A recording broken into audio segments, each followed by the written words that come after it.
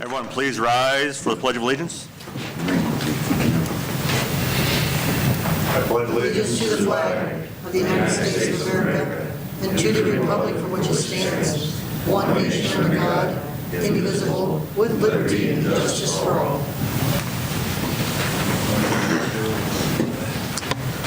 Patty, take a roll call, please.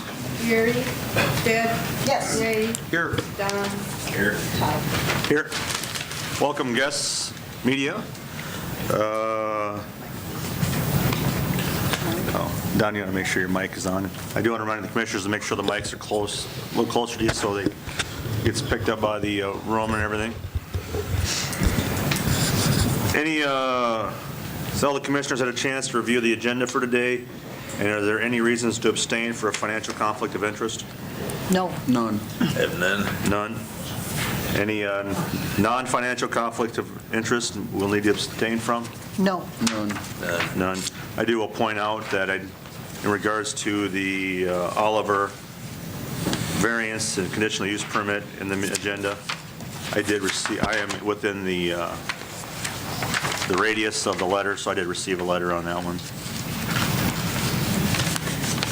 Any additions or changes to today's agenda? I do have an addition for the secondary road levy increase.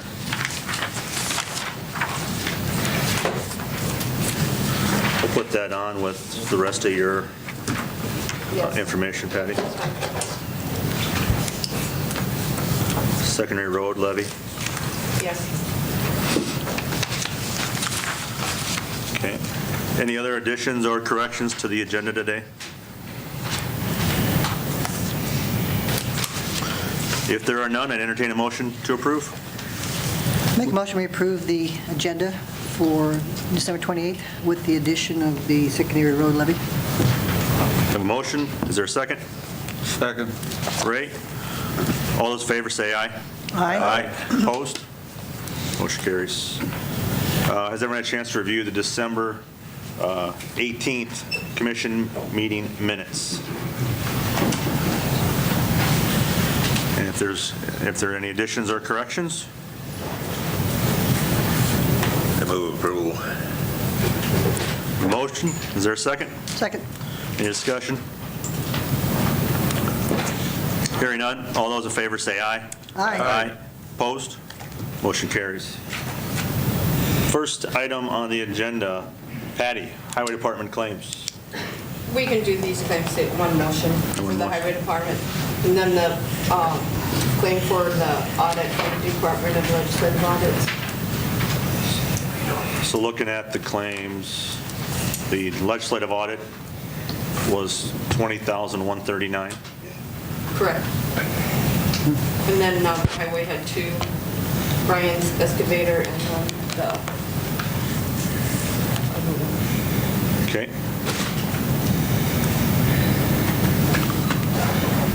Any questions on the highway department claims or the legislative audit claim?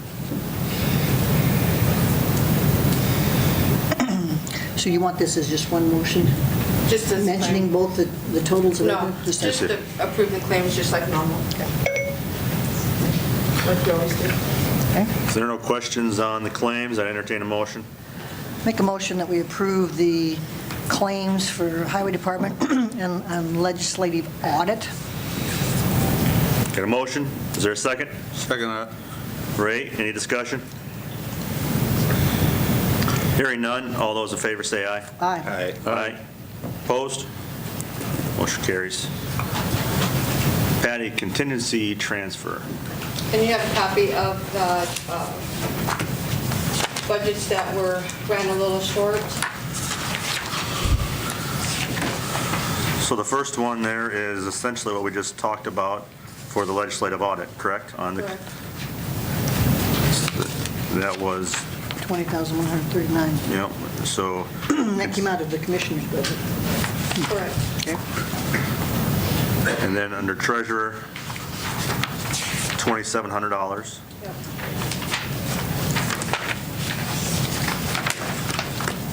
Data processing, $7,700. Now remind me, doesn't data processing, is that essentially, what is that again? That's all the data, and we had a refresh, so it comes out of that. So what, Utilities. so what is data? Are we talking about cellular data type stuff, web data, The county, the web, web page? yeah. Okay. Well, the web page, and then there's servers for all the computers in the government center. So it's essentially our IT department. Yeah. And our IT person, his claims come out of there, and the rental of the equipment in the download, Okay. servers. State's attorney, $3,400.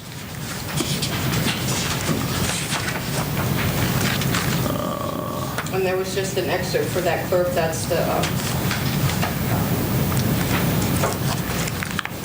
attorneys. Okay. And then government buildings, $44,500. You know what that's for? Or what? I think it's payroll overtime, most of it is 20,000 of it. Repairs and maintenance. Yeah, there was some major repairs on, which was it, air conditioner, or is it a boiler? I know we have boiler issues here. We've also had some other things Oh, yeah. start to happen over at the Safety Center. Definitely.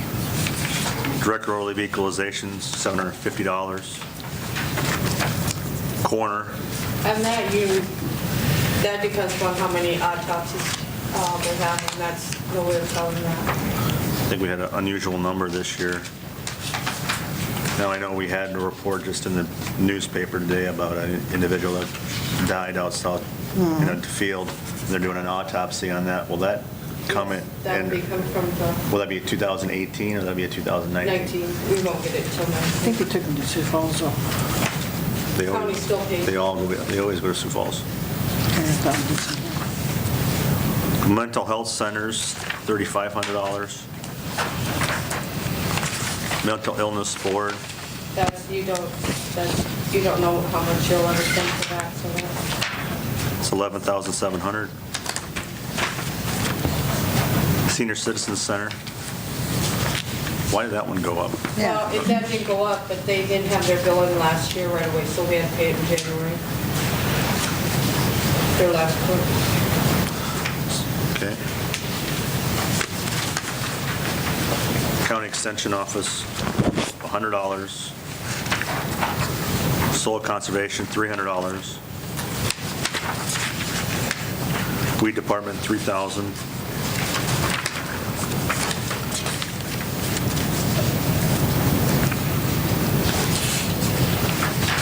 Highway, 83. Emergency Management, 23,200. What is that, Patty? I thought we, That is, you got 30,000 for operating expenses right there. And that's where that 23 will go in his machinery and auto equipment budget there. okay. And then debt service, And that was from the payment to Napa for the last year's taxes. We didn't pay it until January. And I had so, contacted the state auditor, and they said that was fine, that we have to supplement. Because the cash is there. That's taxes. that's the taxes that was collected from the property taxes out of Dakota Plains to pay on the debt service out on the loan to the road.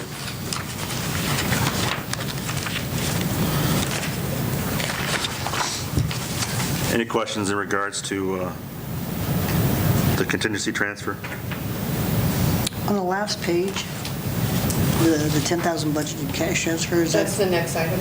Oh, sorry.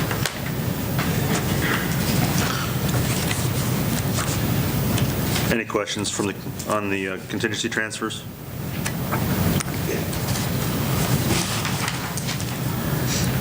We need a motion on that one and then a motion on the second, on the budget grant. Can I get a motion on the contingency transfers? I move that we approve the contingency transfers. Second. We have a motion, a second. Any discussion? Hearing none. All those in favor say aye. Aye. Aye. Opposed? Motion carries. And the budget to cash transfer is to the emergency management, and that's at budget time, we budget the cash. He doesn't have enough cash for the whole year, so we have to transfer cash out of the general fund. Any questions for Patty on that? Can I get a motion on the budgeted cash transfer for emergency management? Make a motion to approve the budgeted cash transfer of $10,000 for emergency management. Get a motion, is there a second? Second. There's a second, any discussion? Hearing none, all those in favor say aye. Aye. Aye. Opposed? Motion carries. Patty, secondary road levy. There is a correction. It will go up to .613 for secondary of the regular levy and .093 for the opt-out. There is a new road district that was formed, and their value was in the secondary road, so it has to be taken out.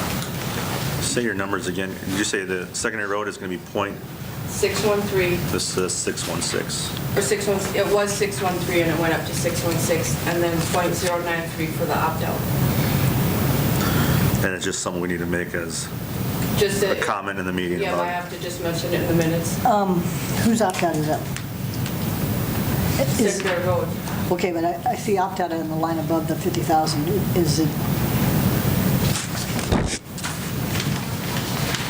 That's the secondary road. 50,000, they have a 50,000 opt-out. That goes into the secondary road. so that means the 50,000, the opt-out applies to the line below it? Yes, that's the total with both the regular levy and the opt-out together. That's the total tax dollars. Any questions? All right. So we need a motion on that as well? No, just a comment.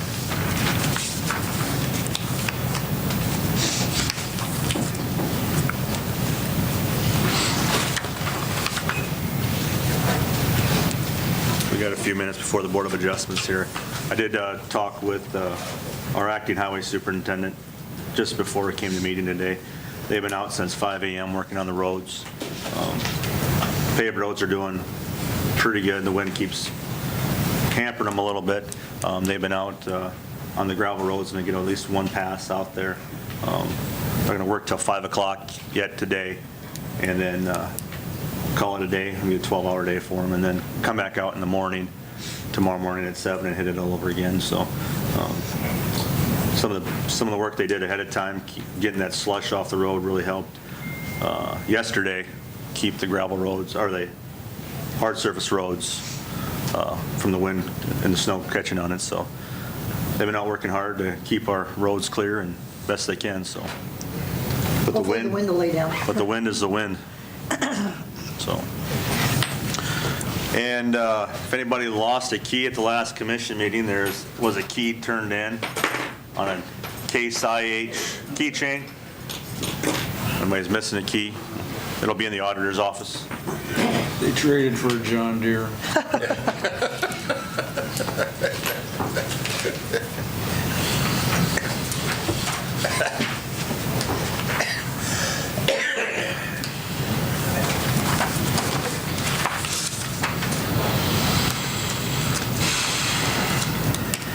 We have about 5 minutes before we can start the Board of Adjustments, so if there's, we essentially just have to sit and wait a few minutes, unless the commissioners had anything else they wanted to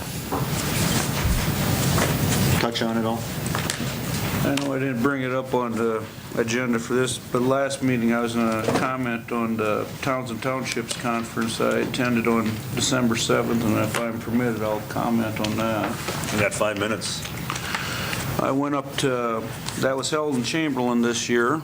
You got to remember, there's 910 townships in South Dakota, and when you think about it, there's 5 members on a board, so that's over 4,500 people could attend the conference. If we're lucky, there were maybe 125 people at the meeting. Yankton County has 9 organized townships, so possible 45 members out of Yankton County. There were 4 present, representing 2 townships, Marindal Township and Vollen Township. It was a very good seminar. Learned a lot of stuff up there. A lot of issues that come back to this board were discussed up there. Road haul agreements, drainage issues, umbilical cords and ditches. And I'm going to just leave it at that. If people are too damn lazy to go hear what's being talked about, then they can go find out on their own the issues that are going to be discussed in current coming legislation. I feel there's at least 3 issues that will be brought up there that we heard about at the Towns and Townships seminar. It's too bad. When people don't care, things change. So I thought it was a very good conference. I look forward to going to it again next year. It's going to be held up in Aberdeen next December, and I look forward to going to it again. Brought back some real good information for the individual who maintains our township roads. On LTAP was there, did a bang up demonstration on reclamation of roads for townships and stuff. So yeah, a lot of good things are happening out there if people would just pay attention. Ray, do they talk anything about any potential legislation in regards to the culverts, and that's been talked about in the past as well? The attorney for Towns and Townships did a really good presentation in regards to the distinguishment between a culvert and a bridge. A culvert and a bridge, yeah. And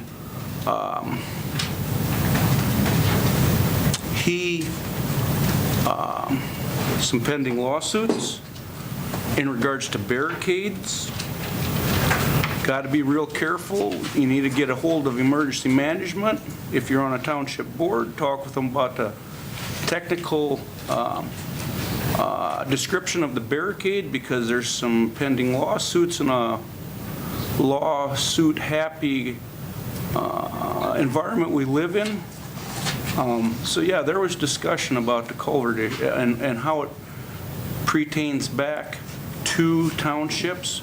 They've tried unsuccessfully in 2 legislations to get more help to townships. You know, it's been denied.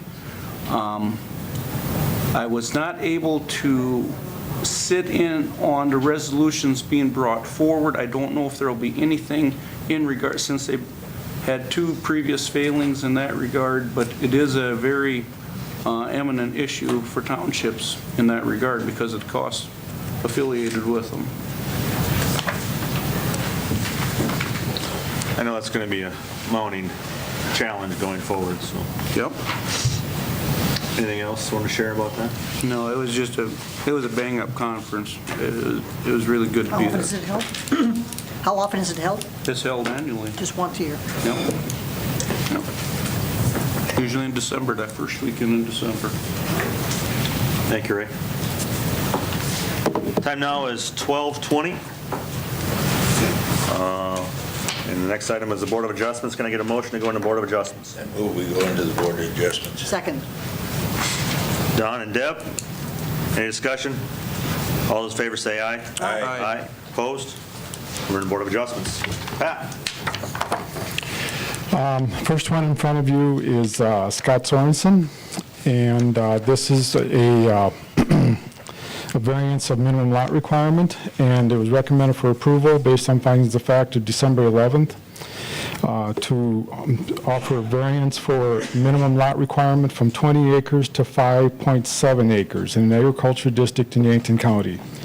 Said property is legally described as Tract 1 of Turkey Creek Addition, the west half of the northeast quarter of Section 16, Township 96, Range 54. Hereinafter referred to as Turkey Valley Township, County of Yankton, State of South Dakota. E911 address is 44855 293rd Street, Irene, South Dakota. The Planning Commission moved forward on this application, considering that we were expecting Mr. Sorensen to be here today, or Mrs. Not yet? Snowed in. Okay. They do live up in the north part of the county. This was one that popped up from our Change Finder research, and the individual that was there built some homes on the north edge of their property line, and it's a farmstead lot, and so either we variance the accessory structure being too close to lot line, or we moved the lot line because he also would like to build another structure up there. So we opted to move the lot line. So he did a new plat, and we moved the lot line to the north, which allows then proper setback for the accessory structures that are built there. And then the property still ended up coming out less than 20 acres, so we're offering the variance, or recommending a variance for the Sorensen for this new lot. And there was nobody speaking against it. There's been no comments for or against. And then this will also go through the enforcement policy then, because it was built without a building permit, and so we'll go back through that process too. This was just an accessory structure? This wasn't that house that was built out in that general area, was it? It isn't, Without a yeah. permit? Yes, there was one out there in that township. But that's not this is this. not this one, no. Nope, these are accessory structures, and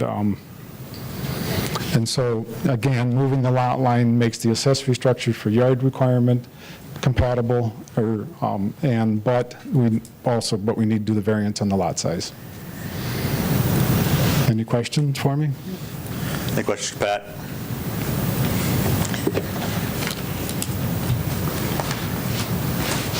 Any public comment in regards to the Scott Sorensen variance? Please approach.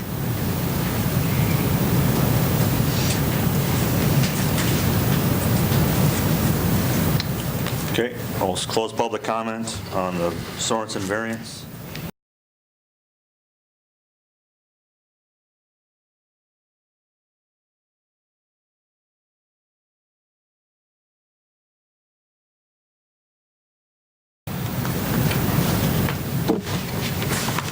Any other discussion in regards to this variance? I guess I do have one question, so we won't take a motion quite yet. He's going to build another structure on this new. That was he's thinking of it, yes. He'd like to do another one. That's why we felt it was a better option to push that. It isn't an ag district, so there's no limit on how many structures they build on their lot. But in regards to setbacks in his own property line of the plat. He will be property line compliant, yes. Yes, we got the yard increased enough so that some future activity can continue without having to do that's why I recommended the lot increase instead of the yard requirement. Because now it'll be settled for the rest of the duration. And he is aware of the fine associated with building without a permit? Yes, he is. We started with this one clear back in July, and then they just finished the first half of their taxes, and so they requested that I would wait until they could finish the second half of their taxes, which was in October, and then shortly thereafter we got the plat done, we could get it signed, and we could get all the taxes up current. And so we did work with them, and they worked with us, and so we ended up resolving this with a variance of minimum lot requirement. Any questions for Pat? If there are none, I'd entertain a motion on the Sorensen variance. Make a motion that we approve the Sorensen variance for minimum lot requirement Based on, based on the finding of facts. Excuse me. we have a motion, is there a second? Second. Don, any discussion? Is that going to have that ag waiver on it, since it's going from 20 down to 5? Well, it isn't, it's currently already, it's only 4.5 currently, but yes, I do have the ag waiver on there. All right. Any other discussion? Hearing none, all those in favor say aye. Aye. Aye. Aye. Opposed? Motion carries. Next, Pat, is conditional use permit for Matt and Do you have to do John. the plat separately? Separately, when you become commission. Oh, okay. Conditional use permit for Matt and John Morris. Did I say that right? Maris. Maris? Apologize. This is the project that we started quite a while ago again. This project originally started back in, I believe it was probably late August, September. This is the property that is on Deer Boulevard in South Dakota Highway 52, and it is going to be a large-scale development. We've currently got 2 campgrounds on the south end of that property, and so we did a preliminary plan, and then we reviewed it in the Planning Commission, and the Planning Commission recommended that we get a drainage plan put together for this preliminary plat. And so then the applicants went back and we put together a drainage plan. And so now we have a layout of how that drainage will go. And this particular lot, Lot 8, we approved a couple of meetings ago. And then now their conditional use permit is to build, based on findings of fact dated December 11th, is to build 3 self-storage facilities in a lakeside commercial district in Yankton County. Said property is legally described as Lot 8, Whitetail Run, southeast quarter, the northeast quarter of Section 16, Township 93, Range 56. Hereinafter referred to as Utica South Township, County of Yankton, State of South Dakota. E911 address to be announced, Deer Boulevard, Yankton, South Dakota. So ingress, egress will come off of the Deer Boulevard. And in the findings, it'll be, these buildings are 26,000 square feet each. They're on a 4-acre lot. The site plan shows that the landscaping and proper drainage will all go towards the east or Deer Boulevard. And that's how the drainage plan is set up on the preliminary plan. All the lights will be downcast. And the bike trail that they will go over will have to have an overlay. Very likely, they stated cement in order to handle the traffic for that, for storage facility. And the overlay will meet the county highway specs, which are detailed and are available. And so the plan, the site plan did include, again, like I said, the landscaping and the site improvements to assure that the drainage goes to the ditch on Deer Boulevard. That was the major reason that we had delayed this, so they could get the plan. Yes, yeah, there was, and we had a large area there, and so we needed to define where all that drainage was going to go in that large area. It's a relatively flat area, so we needed to know which lots are going to be responsible for what drainage and how it will eventually end up going out into the main drainage area. And so And on the everyone diagram worked there, you together. can see the concrete drainage. This is exactly like the 3 large storage units that are on 52. So if any of I happen to have a unit there in the center is the drainage, and it drains to the south, and then this will drain towards Deer Boulevard. Pat, remembers the overlay on the bike path. Is there do they do that? When are they going to do that? Will they do that prior to construction? My only fear is that that bike path is along Deer Boulevard, which is used not only for bike path, but pedestrian traffic. If it gets torn up just as they're doing the construction, because it's just a thin asphalt mat, are they going to do that concrete work or whatever it is ahead of time? So that way that's not going to affect the bicyclists or the pedestrians walking back and forth along Deer Boulevard. Did you like that in the conditions? I think that at least that apron should be done first, just to keep that flow of traffic so you don't have that broken up. Because I'm guessing Okay. you have one cement truck going across that bike path, it'll become Yep. mush. Because it's a right-of-way occupation, so they'll come in on the right-of-way occupation, so it will require the proper culverts, and then require the proper overlay. So I can put that down as a condition to, prior to construction.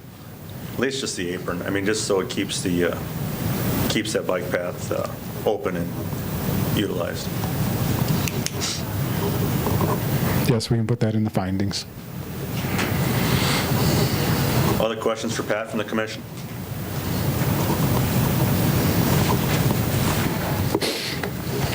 Does the applicant want to speak at all? If the applicant here? The applicant snowed in. The applicant's out of Sioux Falls, and I guess the weather's much worse up there than it is down here. Okay. We'll open up for public comment in regards to the Maris conditional use permit.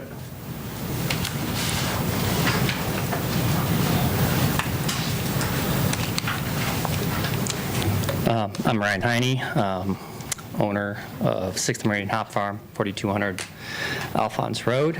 We are just west of this development.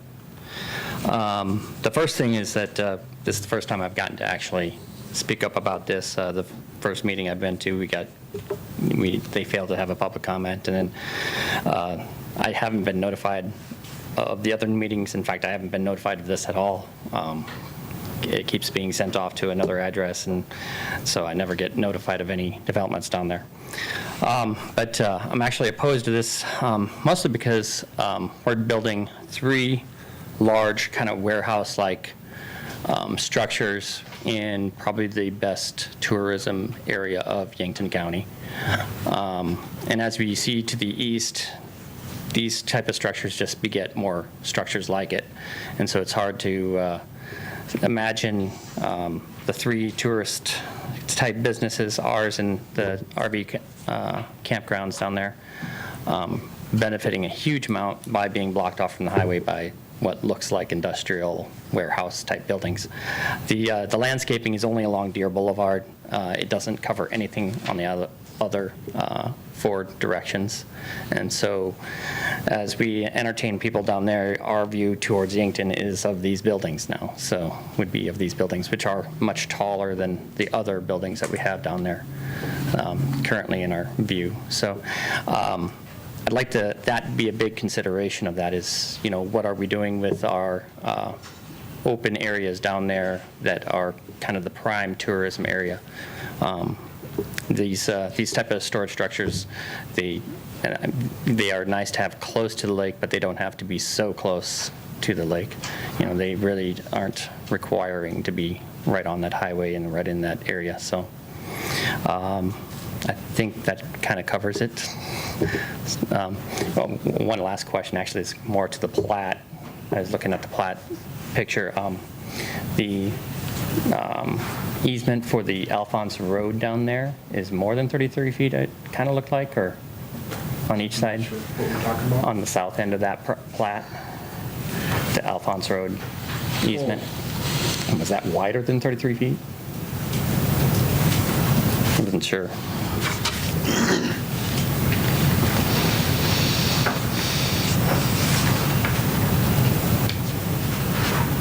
Is it more informational than anything?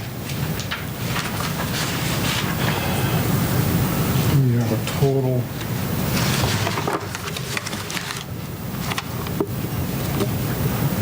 we have a 33-foot.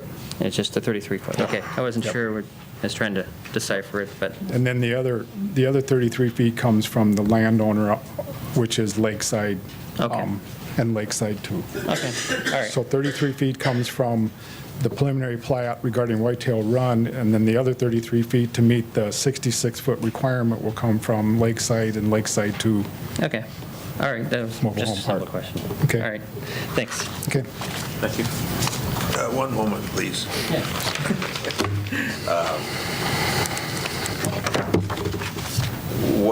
What address do you have? 4200 Alphonse Road. Brian, what's the property title under? Is it underneath your name or is it under 6th Meridian? What's the? It's under me and my 4 brothers are the owners. Be Patrick Heine, John Heine, Jared Heine, and Ryan Heine. Oh, so whoever's the first one listed on the titles where all the notices. And that means it usually doesn't get to me about 2 weeks late. I usually have to seek out this information, and I usually don't get the information until much too late. So So it goes to your brother is what it goes to one of my brothers. one of your brothers. I'm looking at it. Can I, Yes. If I may make a suggestion for you, Ryan, you can go to equalization. All of these come from the property descriptions, and that's the way we do this. You can go to equalization and add your name if Patrick signs with you. And then we Okay. send it to both of you. All right, But you have to do that at equalization underneath your property. okay, These are the people who And then that way they both come up. okay, So if you'd like that, that's how you can correct that. all right. As I recall, you weren't at the planning zoning meeting when we went over this, Yeah, and you usually attend. I usually attend, yes. Yeah. I made, it was the first one I was there, we didn't have a public comment on it. The second one, it was made for the second, or is postponed to the next one, which it didn't come up on the agenda. And so then in the third one, unfortunately, I didn't find out until about 2 days before, and I already had to work a party that night, so. Any other questions for Mr. Heine? Thank you. Yeah. Thank you, Ryan. Any other public comment in regards to the conditional use permit for Maris? Pat, would you talk about, Hold on, Don, before we could, excuse me. if there's no public comment, we'll close public comment on Maris. Don? Pat, would you talk to us about the Highway 52 corridor? This is south of that, right? Correct. So the corridor itself on 52 with the overlay is 660 feet on both sides of Highway 52 from the center of the highway, 60 feet to the north and 660 feet to the south. And in there, we are trying to, it's still a lakeside commercial, but in there, we do have some extra regulations to limit, or I would say enhance, the corridor activity. And, but that is not include, this here got rezoned A couple years ago, wasn't it? a little while ago, A couple years ago. okay? And so this property was what was called rural transitional, and then the current people bought it, and before we built the Whitetail Park there, we went ahead and zoned the whole property there Lakeside Commercial. And Lakeside Commercial has listed use there of storage facilities underneath that Lakeside Commercial. The comprehensive plan was real clear about putting together a Lakeside Commercial area, recognizing that there would be special needs on a what we would call tourism, but under that type of activity out there in that area. When we came in and did the corridor back in 2015, we wanted to enhance some of the regulations so that we could have more say in, as what Mr. Heine talked about, structures, so that we can get active facades and we can get active roof forms and we can have more say in the signage, have more say in the landscaping. We have worked real hard to continue to implement that, and but it has been also has had a fair amount of pushback too, and so but we continued that. We would like to be an excellent corridor, an introduction into the lake area from Yankton, and that's why we work so hard on a lot of those different extra ordinances, which is called an overlay. Where we are with this location doesn't have those extra measures. It'd be that those big tall buildings on Highway 52 would not get built under the new corridor ordinance because they are too tall and they do not have active facades and they're not adequately or not landscaped to the requirements that are required now. But they were built prior to 2015, so they are legal. Thank you. Anything else? Okay. Because we have some large storage units south of 52 over there by the canine grooming place. I think LaCroix's got some storage equipment. Yes. Would it be south of 52 and be east of Deer Boulevard, maybe what, a half a Yep. mile? It's almost adjacent to the property we're talking about now. That property was zoned Lakeside Commercial probably in about 2008, and purely for the intention of having storage or other types of businesses that would be associated with the lake area And so far, it has been mostly storage units and outdoor storage. We do have one dog kennel grooming facility there, and we have one construction operation there that has kind of a transfer type business there, where the trucks will be there, maybe they're moving dirt from one spot to another, that type of thing. Under the new corridor ordinance, that type of business, that construction business is not allowed under the new ordinance, but that is close to that 660 line too. We just made it 660 feet on both sides of the road. But that's all zoned lakeside commercial too, and could currently have storage facilities put in there too. Any other questions for Pat from the commission?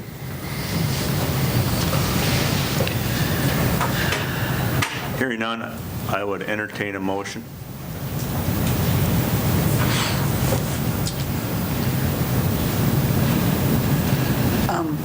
Make a motion that we approve the conditional use permit based on the findings of fact for Matt and John Morris, Does that include the, with the two additions on the conditional use. Yep. okay. We have a motion. Is there a second? A second. Don? Any discussion? So, to get back to Mr. Heine's point about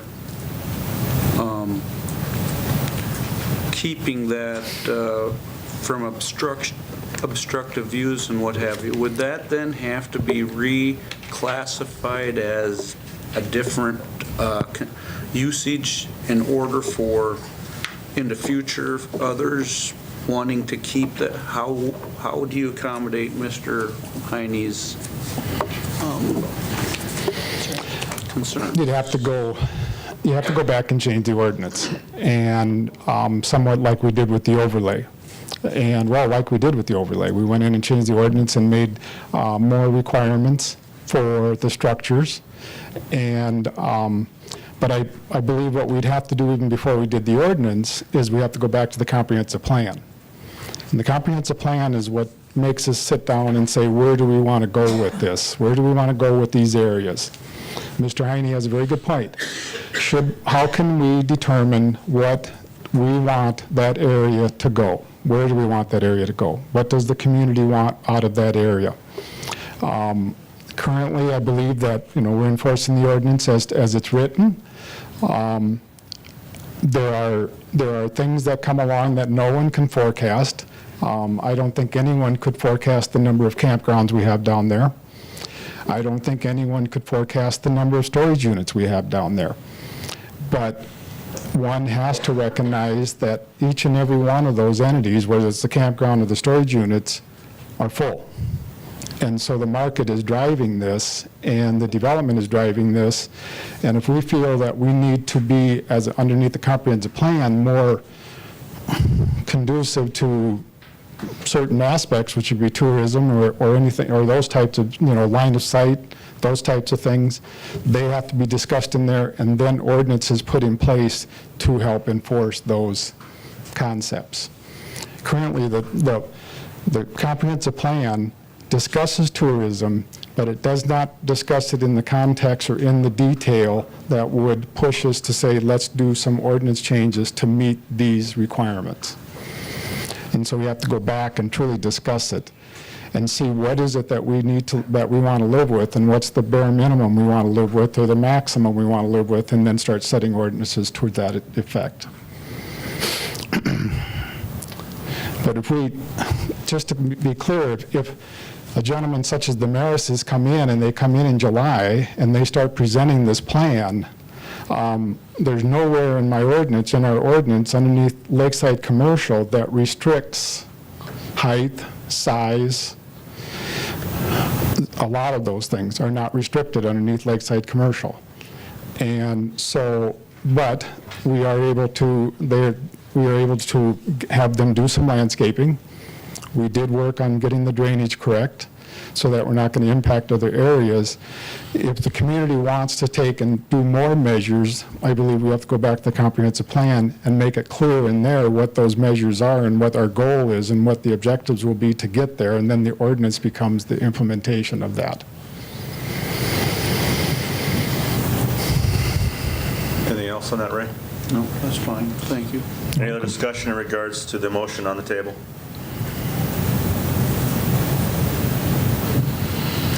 Hearing none, all those in favor say aye. Aye. Opposed? Motion carries. Next, Pat, conditional use permit and variance, Curtis Oliver.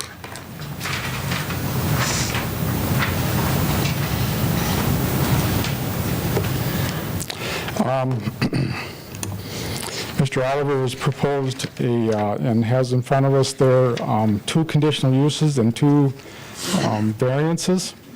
And it's a big file, so just give me a second to keep it all together. There's another one we've been working on for a very long time. I would suppose this probably started back in September or so. And we've been working through some processes. And currently, we have a conditional use based on findings of fact dated November 13th, 2018, to build 10 multifamily units in a moderate-density rural residential district. Said property is legally described as the north 123 acres of the northeast quarter, excluding lots 3, 5, and 6, block 1, and excluding lots 2 through 5, 7, 8, 10, 11, 12, block 2, law overlook, and excluding tract A, law overlook subdivision, section 18, township 93, range 56. Hereinafter referred to as Utica South Township, county of Yankton, state of South Dakota. The E911 address is to be announced Welcome Drive, Yankton, South Dakota. I'm going to go through each of these separately, and then we'll have the applicant come up and discuss it, and then when we go back to voting, we'll vote for each one separately so that we have them broke down. And then I'll answer any questions, anything like that. So Pat, just for clarity, when we do the first one, state variance, what it is, so we just make sure it's Yes, clear. yep, we'll keep it all straight. So this one, again, is the conditional use for the multifamily, the 10 units, and those 10 units are right here. This is your preliminary plan. This is the drainage plan that goes with it. And so here's Welcome Drive, here's the existing homes, and this is what we're talking about right now, that area there. Welcome Drive will be the ingress egress for this. There's no back roads, it's just the front roads here. And then there will be some activity here we'll talk about, but all of this ingress egress will be for these individuals here. The multifamily structures will meet all the quality expectations. The septic systems are in cooperation with DNR, or Department of Environmental and Natural Resources. We have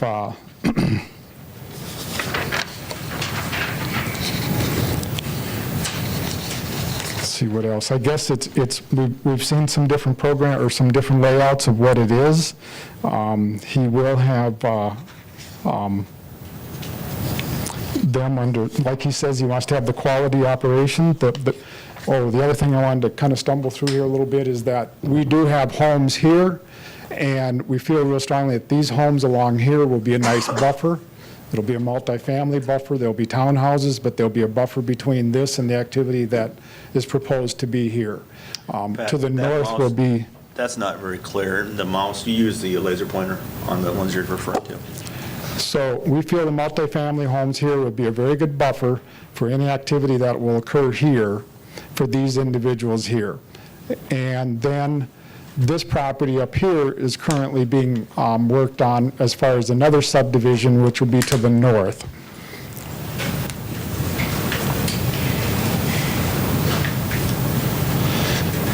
Okay. Again, a little bit of a schematic there. So here's where your multifamily is, and then our other project will be over there. So that was a conditional use permit for the multifamily. And then also based on findings of fact dated November 13th was a variance of a maximum structure size for a multifamily storage facility, which would be this structure here. And the regulation size is 12,000 square feet, and this would be 5,000 square feet in a moderate density rural residential district. And this entity will be accessed from Welcome Drive only, and it will be a private access, not open, and that storage will be for the residents only, no commercial storage at all. Okay, and that's for the variance for the, The residents of the townhomes only. Right. excuse me? Townhome residents, Yes, right? for the townhomes only. And these townhouses have garages, and I'm I'll let Mr. Oliver talk to that. The findings had also had several people that were discussing and having presentations at the meetings. And as you can see in the findings, that there were several people that were concerned about the activity, how many people will use this road, how will this be facilitated, how will they maintain traffic on that road, who gets to use that road. And during the process here, we have determined, and Mr. Oliver will confirm, but this Welcome Drive will be for residents only. They're on both sides of that road.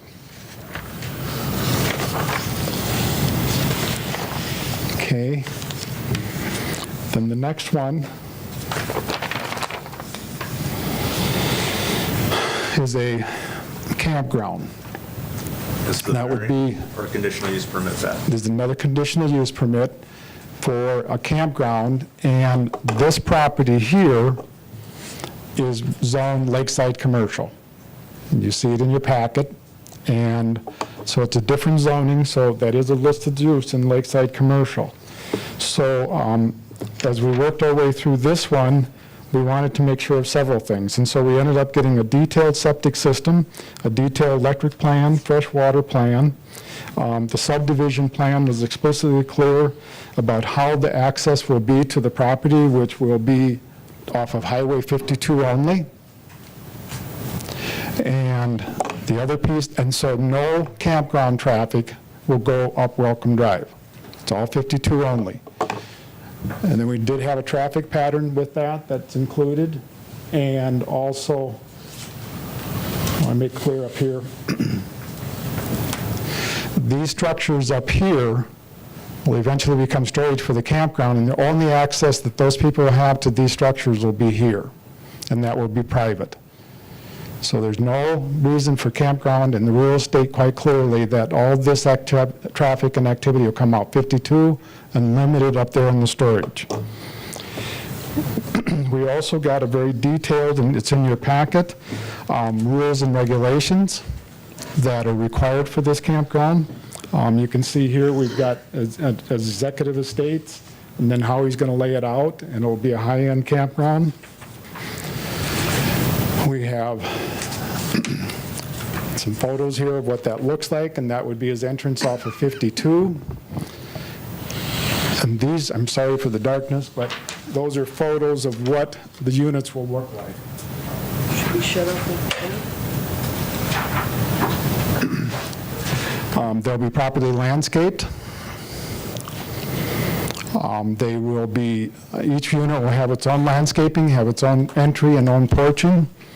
And the discussion during the planning commission is that, are we starting to lose the campground and starting to become a mobile home park? And so one of the requirements in a mobile home park is that mobile homes actually are called manufactured homes. And by the definition in the zoning ordinance is that manufactured homes, because all manufactured homes have a federal register or HUD requirement. We felt that probably, and the planning commission through discussion thought, well, this seems more like a tiny home almost. But we don't have a definition for a tiny home. And so we feel that the planning commission felt that the concept of the campground and all the aspects of the campground is being applied. It might not be a true camper as in the definition, but there isn't a provision in the zoning ordinance on, it's usually the 09 provision, since this is article number 11. This is under classification 1109, which is classification of unlisted uses.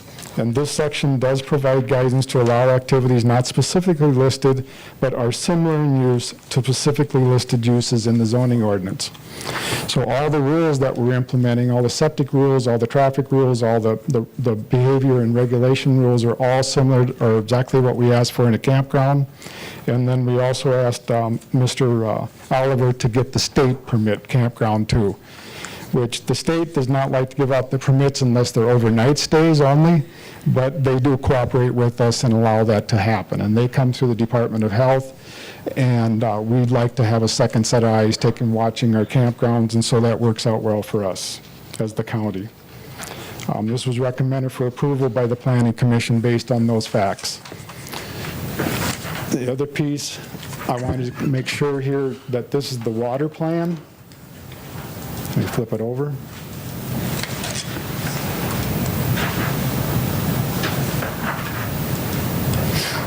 So there's our water plan. This is again the campground we're discussing, how the water will go to each one of the units. This is the another layout regarding the electricity. This is the electricity plan. It's just some comments about that, but each one of those will have their own electric outlets, and then the electricity is dispersed. This is the sewer plan. And again, this has been approved by DNR. Scott Hipple and I are working together, and so is Kurt Oliver on this, and so these are all approved by the state. And implementation will have to be done by the state. Again, here's another view of the zoning in this area, so that you have a good idea what we're referring to. But here's where we're looking at putting the multifamily, and that would be in an R2 district, residential, and this is where the campground would go, and that will be in a lakeside commercial district. And so they're both zoned appropriately. And then lastly is that in visiting with a number of the residents and how we were working our way through many of these things, going back up to the preliminary plan.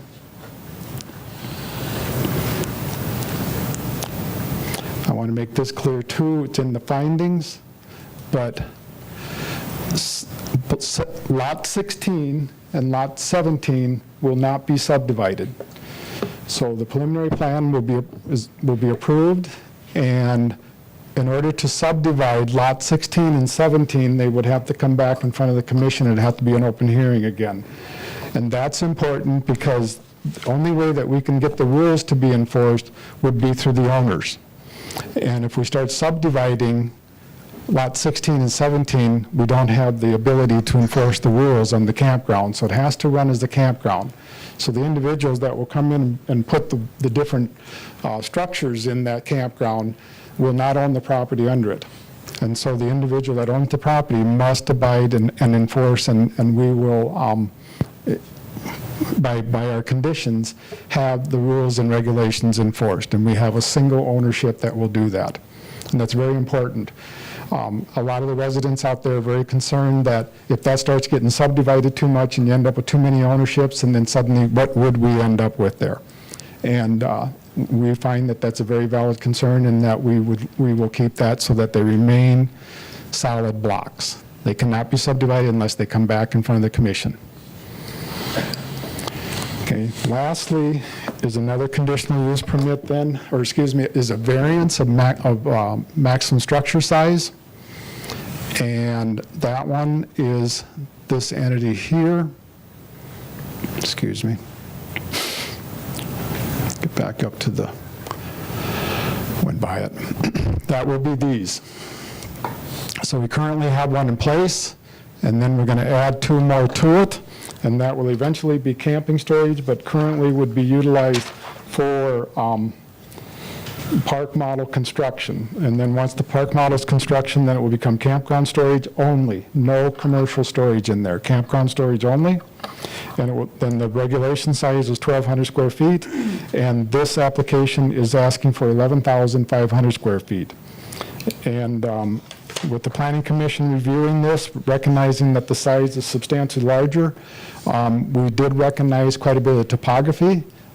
It is in front of a stock dam, we'll call it, which has a very large dike that's on the north side of it. And Mr. Oliver can attest to more to that. Plus, it will be property landscape as he's showing on his facility map. And the access will not come from, for those individuals, will not come from Welcome Drive. It has to come up on the little access road off the campground. And we've discussed this with Mr. Oliver. There's different ways of doing some gating and some different processes to restrict activity from Welcome Drive going up into that campground, up into either the campground or the storage area. And the rules are quite clear in there that all access will be from the campground to that storage area. And basically, one of the biggest things that most of the residents were insisting is that how will we enforce these rules? Will we maintain the buffer and keep people off Welcome Drive? And will we not allow subdivision on the campground property?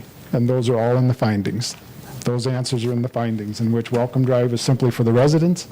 The restriction will be done by the ownership on Welcome Drive, and then also people from Welcome Drive are not allowed to come down on the north end into the campground. And then we have a very detailed transportation traffic flow. And that's also in the campground rules.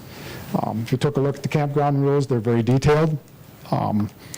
And as you say, we're looking at these structures, these living quarters to be anything from $70,000 to $90,000 each.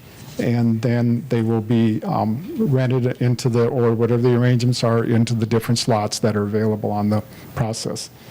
Mr. Oliver plans on doing this over a 2-stage period. So there would be stage 1 and stage 2. This covers for both of them, but basically the one to the left would be stage 1, and then the one to the right would be stage 2. Lastly, there will be no traffic coming in from the north development. As that gets developed and that becomes a subdivision and starts being developed, the traffic will have to go to the far right, which is the section line. And that will be the ingress egress for that property. And it was mentioned that the people above had no problems with the size of the buildings. Didn't distract their view or anything like that. Yep, exactly. Yes, because it is a very large size, no doubt. But we do have some good screening, and we do have, I want to flip this over so you can see the,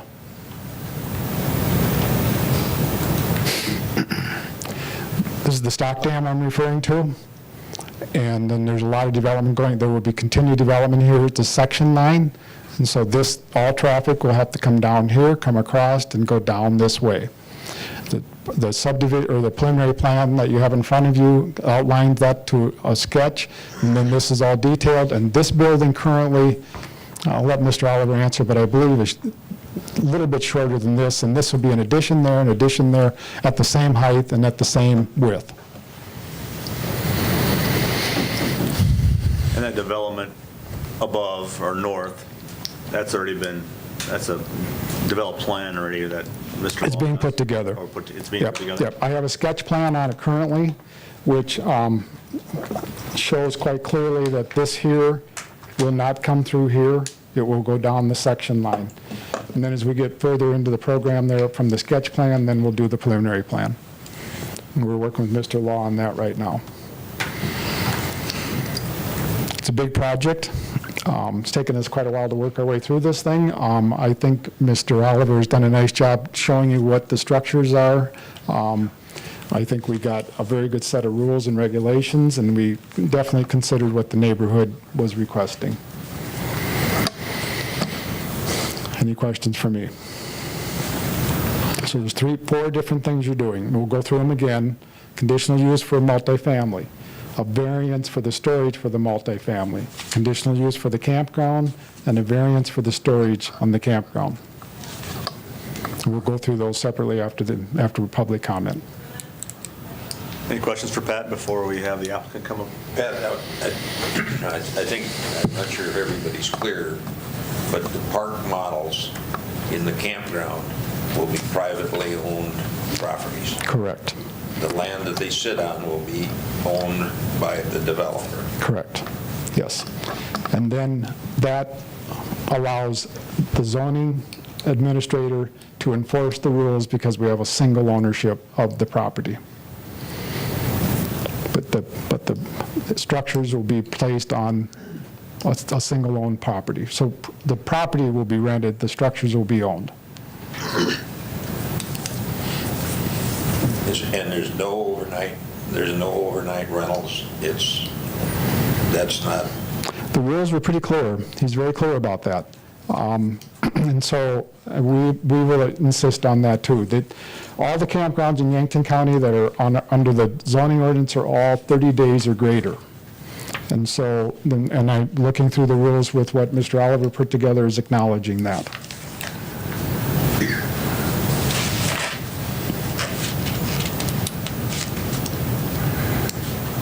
Any other questions for Pat?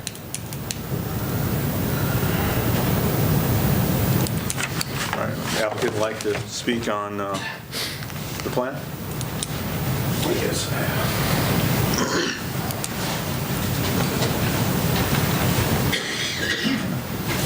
Yeah, I guess I don't want to reiterate everything that he just did, but Can you state your name for the record? Curtis Oliver, 184 Oak Hills Drive from Yankton here.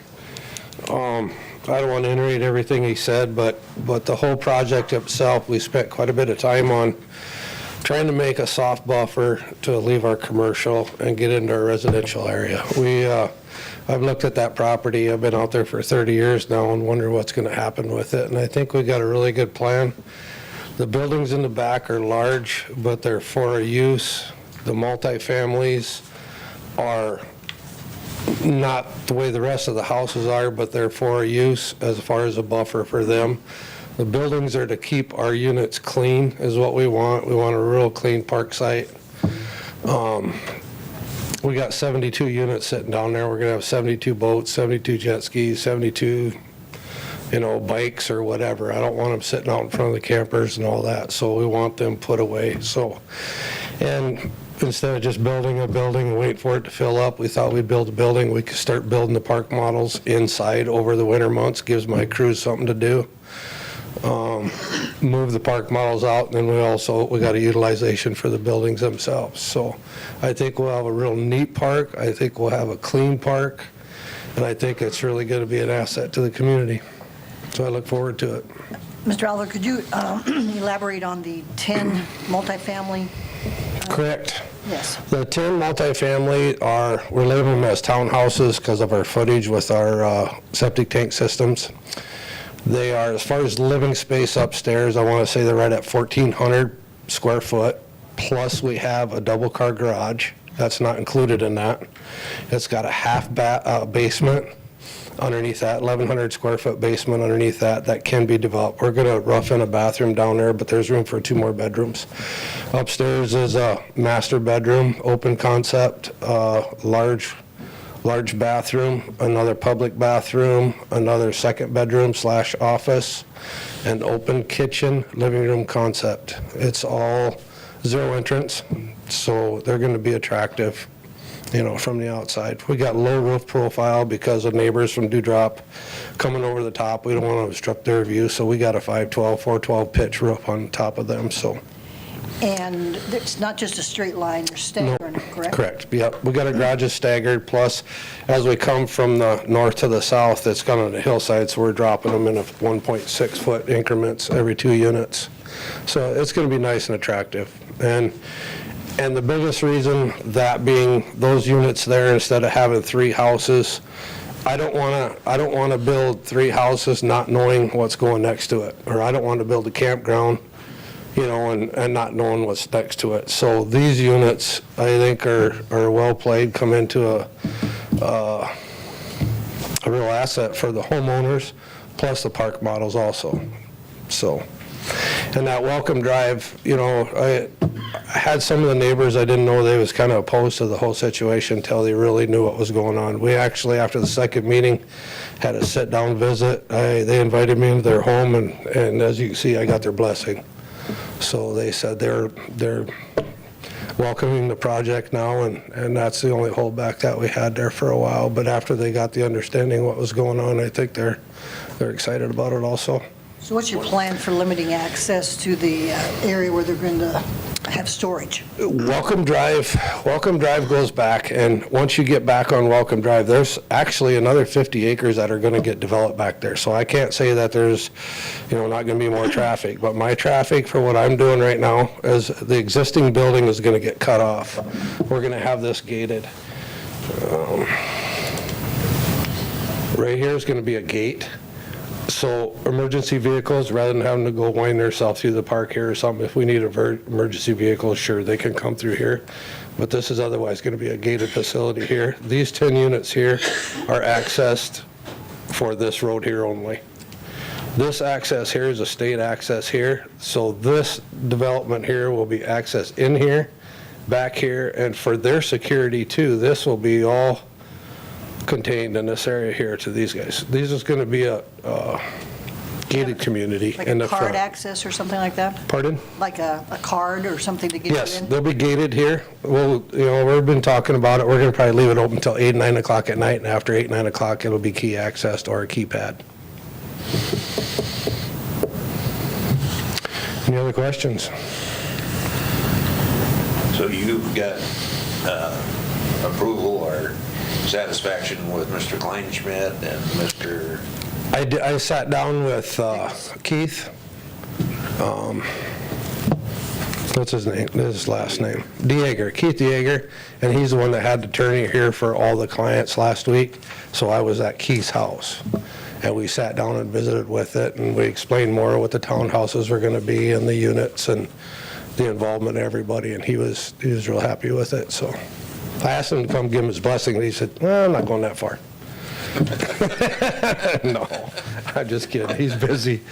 But yeah, I felt good after I got done talking to him. So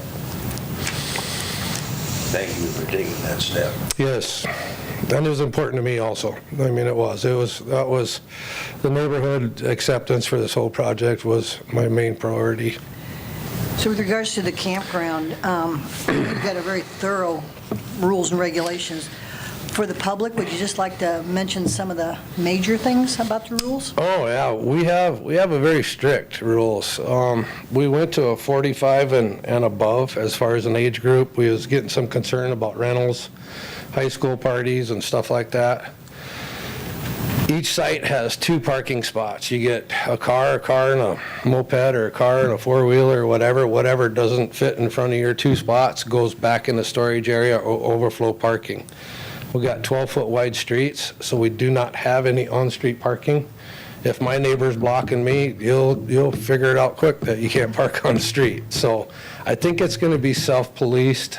You know, we have, what are other recommendations? 3 foot around the unit itself has to be landscaped, a 3-foot perimeter all the way around. What that does, it gives us a mowing edge, because we're going to be taking care of all the facilities as far as the mowing, snow removal and stuff like that. But I want everything to look nice. We're going to put a 16 by 16 cement patio behind every unit, and there's no wood structures, absolutely no storage sheds, we allow no pets, so there won't be no dog kennels or nothing like that. So No arbors and... no lean-tos, no tents, no tarps, none of that.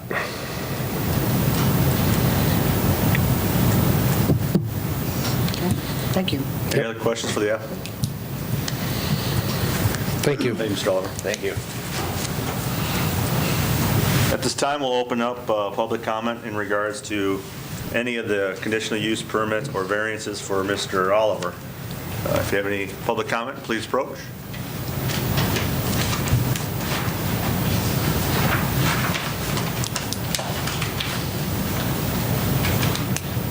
Hearing and seeing none, we'll close public comment. Any questions from the commission of Pat, or any discussion at all before the next steps? I'd just like to comment that this is Lakeside Commercial, and that could have easily been a gas station or a bar or anything that would have fit that description, and I think this is probably one of the better uses for the lesser evils that could be there. It's right next to Cottonwood, so everybody understands, the nature of a place like Cottonwood that could have been right next door in that Lakeside Commercial, so I think this is a good use. There's no other discussion. I will take a motion. We'll start with, as Pat presented them. First thing we'll talk about is a conditional use permit for the multifamily. Yes. I entertain a motion for the conditional use for multifamily 10 unit. I move approval of the conditional use permit for the multifamily units Based on, based on findings of fact. We have a motion. Is there a second? Second. Ray, any discussion? Hearing none. All those in favor say aye. Aye. Opposed? Motion carries. Next will be the variance on the maximum structure size, 5,000 feet. This is the residential storage for the townhouses only. Is that correct, Pat? yes. I entertain a motion on that variance. Make a motion that we approve the variance for the maximum building size from 1,200 to 5,000 square feet based on the findings of fact. We have a motion. Is there a second? Second. Ray? Any discussion? Hearing none. All those in favor say aye. Aye. Opposed? Motion carries. Next is the conditional use permit for a campground zone lakeside commercial. Yep. I entertain a motion. I move to approve conditional use for lakeside residential Campground. campground. For campground, lakeside commercial, Yeah, that's what I did. Based on, based on Facts findings and of fact. okay. We have a motion for the, approve the conditional use permit based on findings of facts. Is there a second? Second. Second. Any discussion? Hearing none. All those in favor say aye. Aye. Aye. Opposed? Motion carries. And then finally, a variance for maximum structure size of up to 11,500 square feet. Correct. I entertain a motion.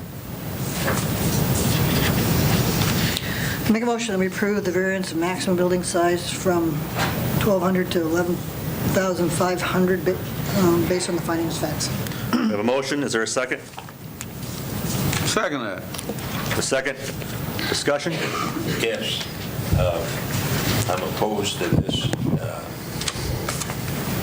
variance because we've turned a similar request far less than a mile away down in the last very few months.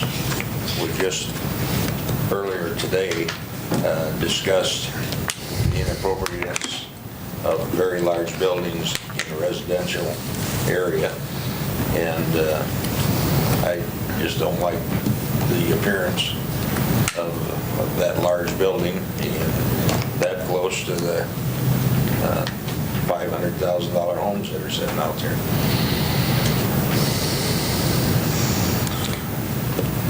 In addition, it's going to be used for the first few years, and we don't know how many, to construct these park model homes.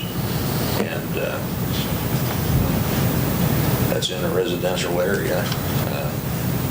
Problem with that.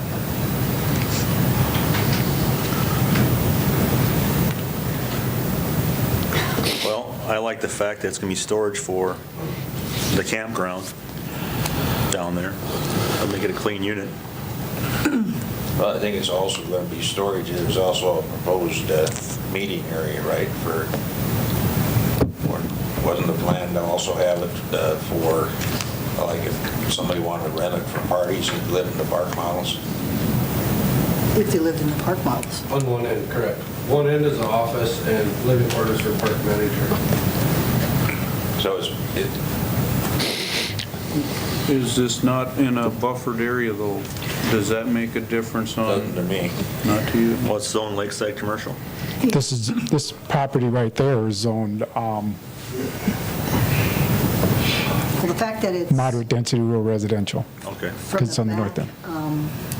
is hidden by the dam or the dike. We And turned down a request a few months ago for the same kind of facility. And that was, not exactly the same kind, but I understand what you're saying. yeah, he was making his consistent with his house and everything else. You're referring to Swift? No, Which one are you referring to? Knievel. Kelly Knievel.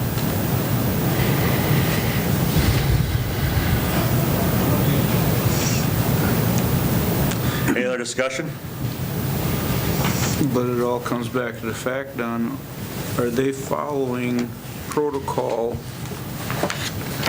in policy? You could refute anything in this sort of fashion, but if they're following the protocol policy, it makes, and he's had blessing from surrounding people, it makes it to govern in a governing fashion. If they met the recommendations, they should be able to proceed. I just think each application is evaluated on its merits.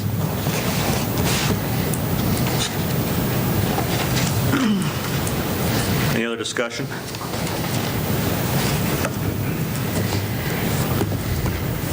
Hearing none, we have a motion and a second. We'll do a roll call on this one, Patty. Deb, Yes? Ray, Yes. Todd, Yes? Don. No. Motion fails. Variances need 4 votes to pass. Am I correct, Pat?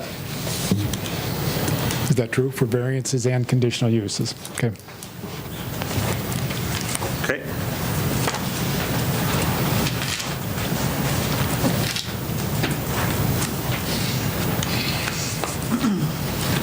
So we have a successful motion on conditional use permit for, a passed motion for conditional use permit for multifamily, 10 of them.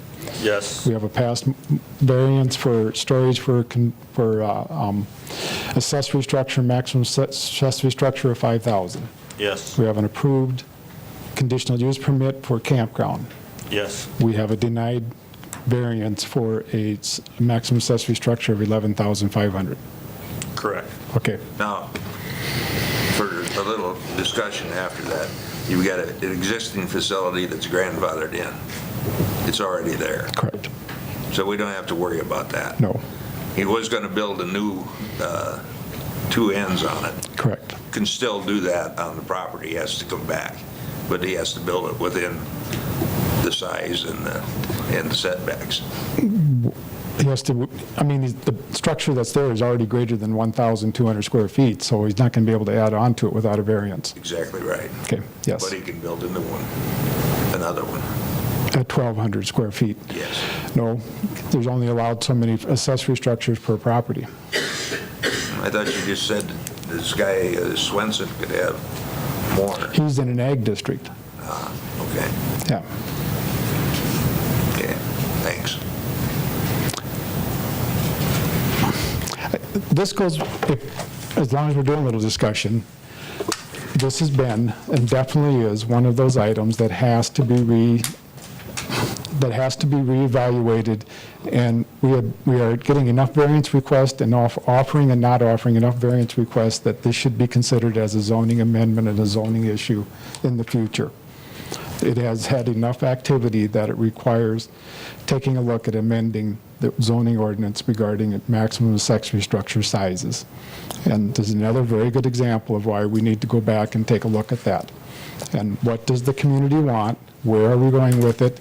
And what is the intent of regulating maximum accessory structure sizes?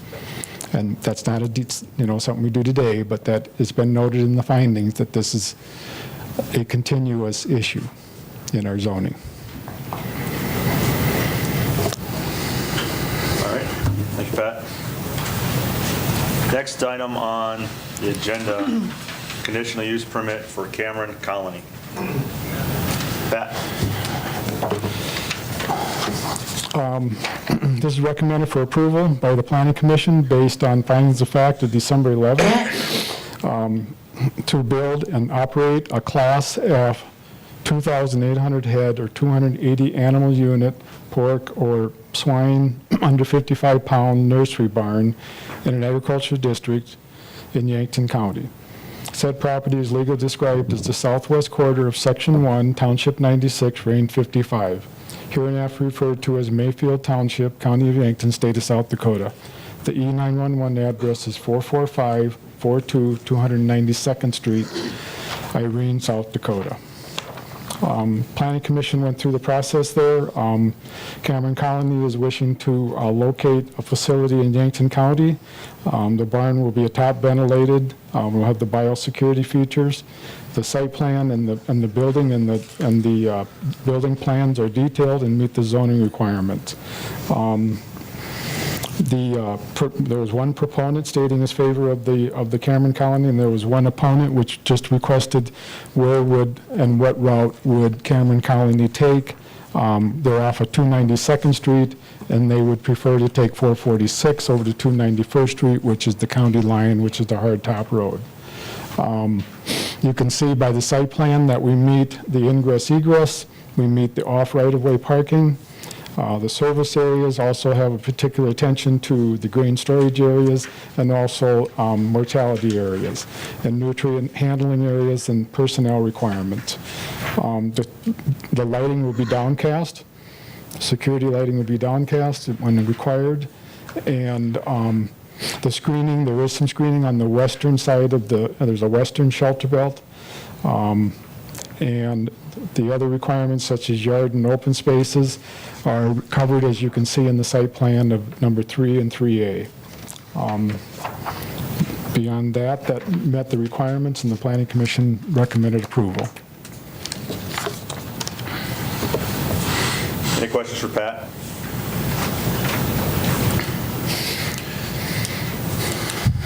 If there are no questions for Pat, I'll let the applicant speak if they wish to.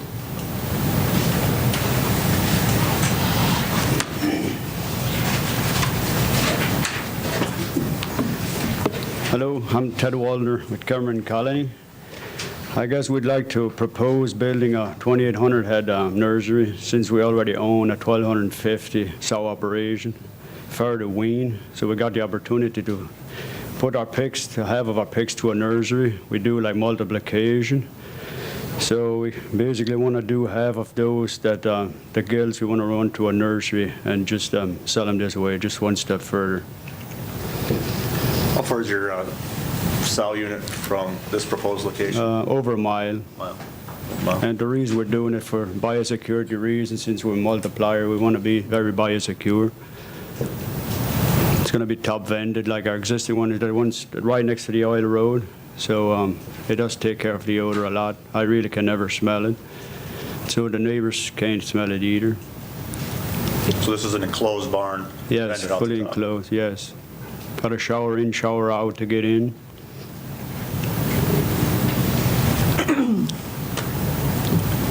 Your other barn is in Turner County. Turner County, yep. The blacktop I got split, so it's just from one side of the county to the other, so yes. We appreciate that. Thank you. Any other questions for the applicant? It's a thorough application. There's no question for the applicant. Thank Thank you. This time we'll open up public comment in regards to the Cameron Colony nursery permit. If you'd like to speak in favor, please approach.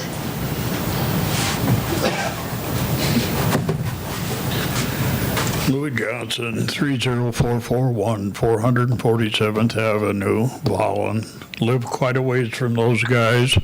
Have been up there several times. They run a good operation. I would expect nothing less on the nursery.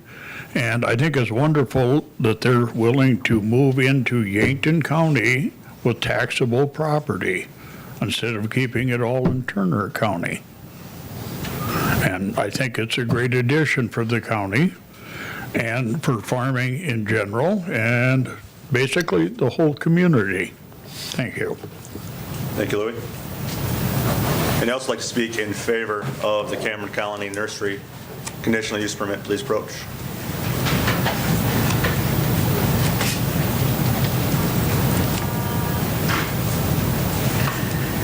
Anyone like to speak in opposition of the Cameron Colony conditional use permit, please approach.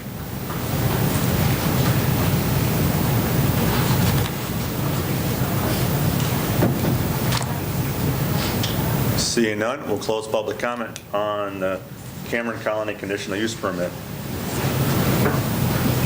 Any questions from the commission on the Cameron Colony conditional use permit for Pat or in general?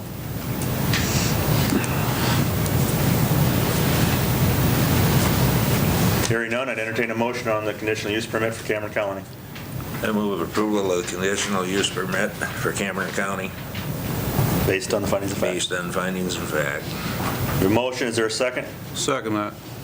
Any discussion? Go ahead, Ray.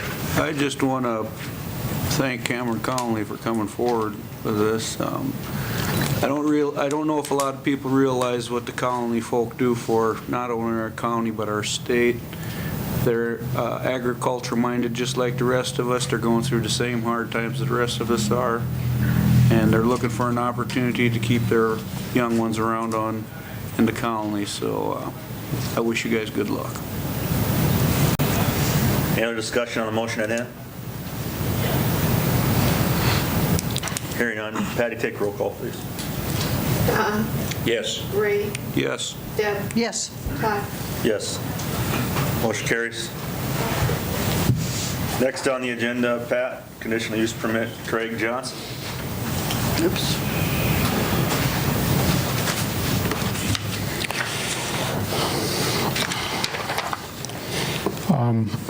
This is for a conditional use permit for a Class F 2,400 or 240 animal unit, swine under 55 pound, nursery barn in agriculture district in Yankton County.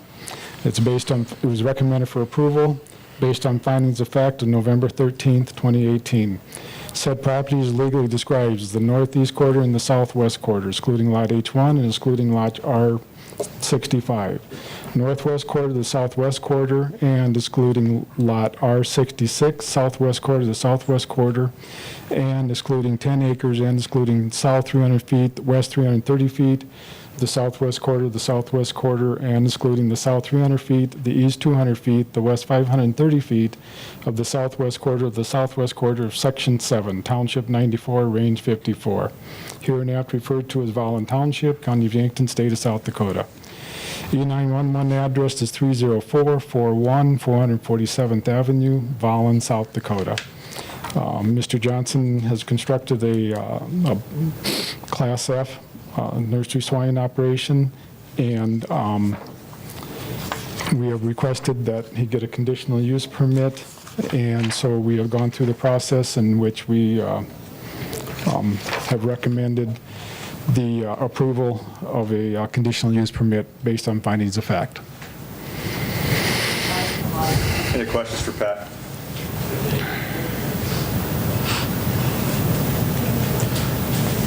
Just briefly, Pat, conditions on these are meet the setbacks and Yes. Yes, he meets the setbacks. Setbacks are 75 feet. It is a Class F. No and so variances. There's no variances. It's on his property. He meets the turnaround. He meets the, going through the list here a little bit, He meets the ingress and egress of the property. His ingress and egress will be off of 447th Avenue. Exhibit 3 is quite clear of how that works. He has sufficient turnaround in areas for any emergency vehicles. The energy or the economic noise and glare will be downcast lighting. He has sufficient off-right-of-way parking areas. And he also has a mortality area. He has, which is screened and properly set up. We have refuge, and we have the equipment storage, animal disposal, and nutrient handling and personnel requirements are in compliance. Utilities will be downcast as far as the lighting, any security lighting. And the screening is provided by the existing farmstead. If there's any signage, it will be done according to Article 14. He meets the yards and the open spaces requirement and also he meets the district requirements, which is the land suited for agricultural uses. Thank you, Pat. Any questions for Pat before we open it up for the applicant?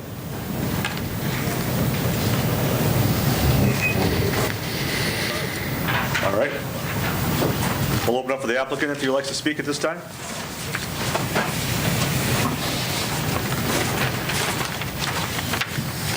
Good afternoon again. Same person, same address. Only this time we'll use my real name, which is Craig. I've got some things I want to show you. This is the odor footprint for this building, and there is one place within the 99% odor-free and 98% odor-free area. Will you use the mic, Louis, right. as describe it, just so everybody else can hear you? Anyway, like I say, that's Lonnie Lee's place. If you want to talk to him, I visited with him. He had no problems with the hog building. And I'll be quite honest, I spent 16 months in court over this damn thing. It's cost me a ton of money because I had to pay interest on a construction loan for over a year until we finally heard back from the judge. And the setbacks, according to the county's own zoning, even according to the people that were on planning and zoning for 12 years, had a Class F at 75 feet. All right, I have a question for Mr. Clemish.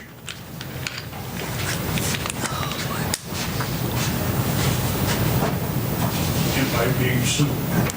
Was I sued? Your name is listed as a respondent.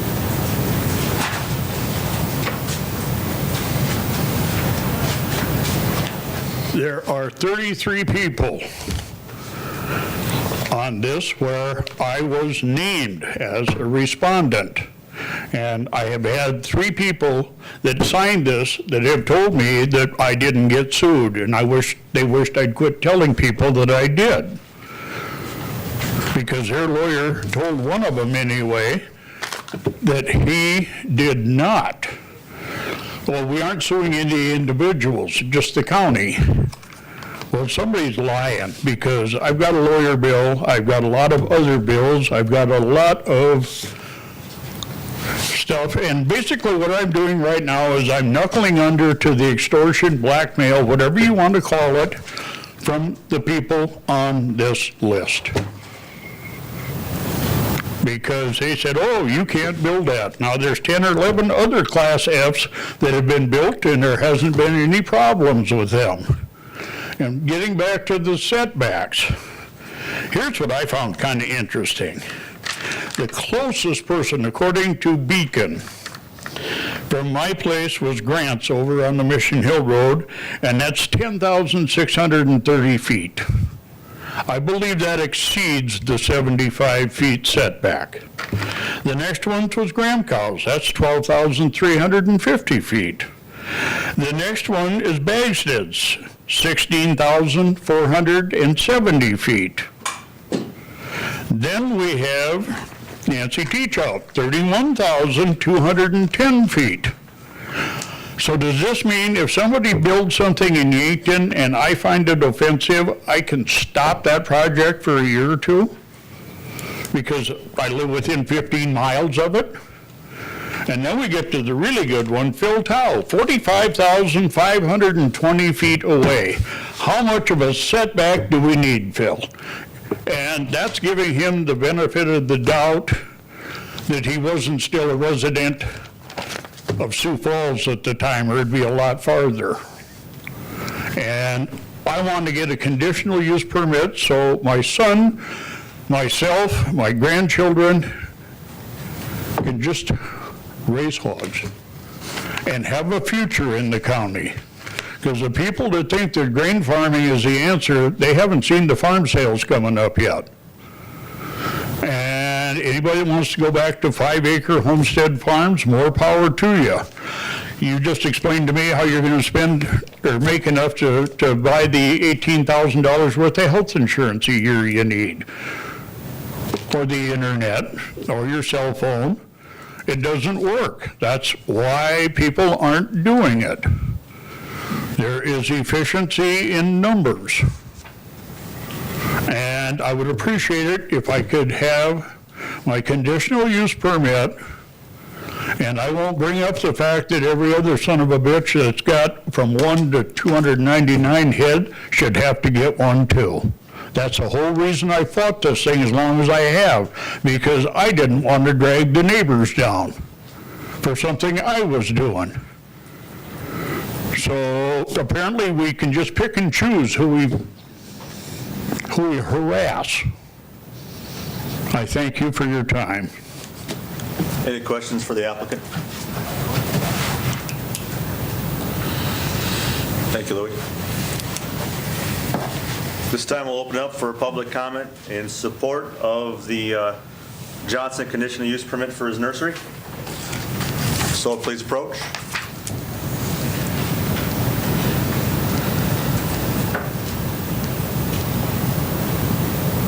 Okay, seeing none. Anyone speak in opposition of the Johnson conditional use permit, please approach.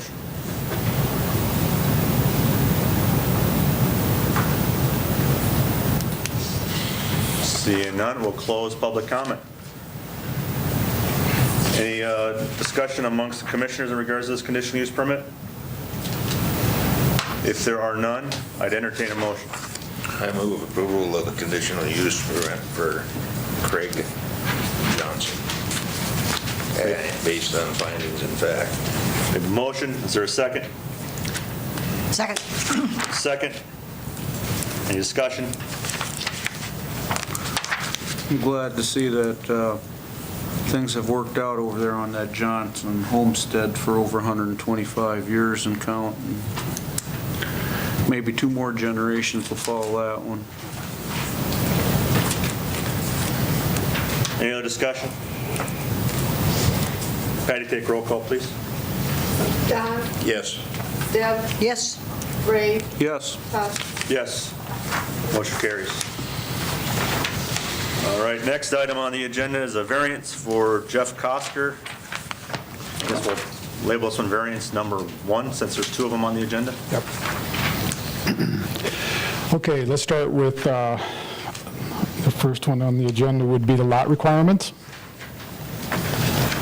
And this was recommended for approval by the Planning Commission based on findings of fact dated December 11th of minimum lot requirements on 3 lots from 2 acres to .87 acre, and a variance minimum lot requirement on 3 lots from 2 acres to .51 acre in a commercial district in Yankton County. Said property is legally described as Block 4, excluding lots 31, 32, and 33 of Sunrise Edition, Section 10, Township 93, Range 55. Hereinafter referred to as Mission Hill South Township, County Yankton, State of South Dakota. The 911 address to be announced, Oak Street, Yankton, South Dakota. Quickly giving you a quick little overview of the preliminary plan. This is the drainage that we had set up to. It's a relatively flat area again. Drainage areas are that type. So we know where the water's going to go for each one of these different entities. The entire project is approximately 8 acres. This is a commercially zoned district. We did this a few years ago, and Mr. Coster wishes to line these buildings up with these existing structures to the east. So right to the east is Humane Society, and then right to the east again is James Steel. So these buildings are 65 feet off of the right-of-way, and so Mr. Coster would like to put these buildings in that same setback. And so the lot sizes then on this part are appropriate, and then these would be smaller lots. The minimum lot you can have and have a septic system on them is a ½ acre, and he has this set at the minimum there at .51. So each one of those lots could have its own septic system installed. So some of the discussion that went on is that the minimum size for septic is the .5. 6 of the proposed lots are uniform yard requirements in the development. Currently, Mr. Coster stated, and it's not in any application now, of any fireworks being located in these buildings at present time.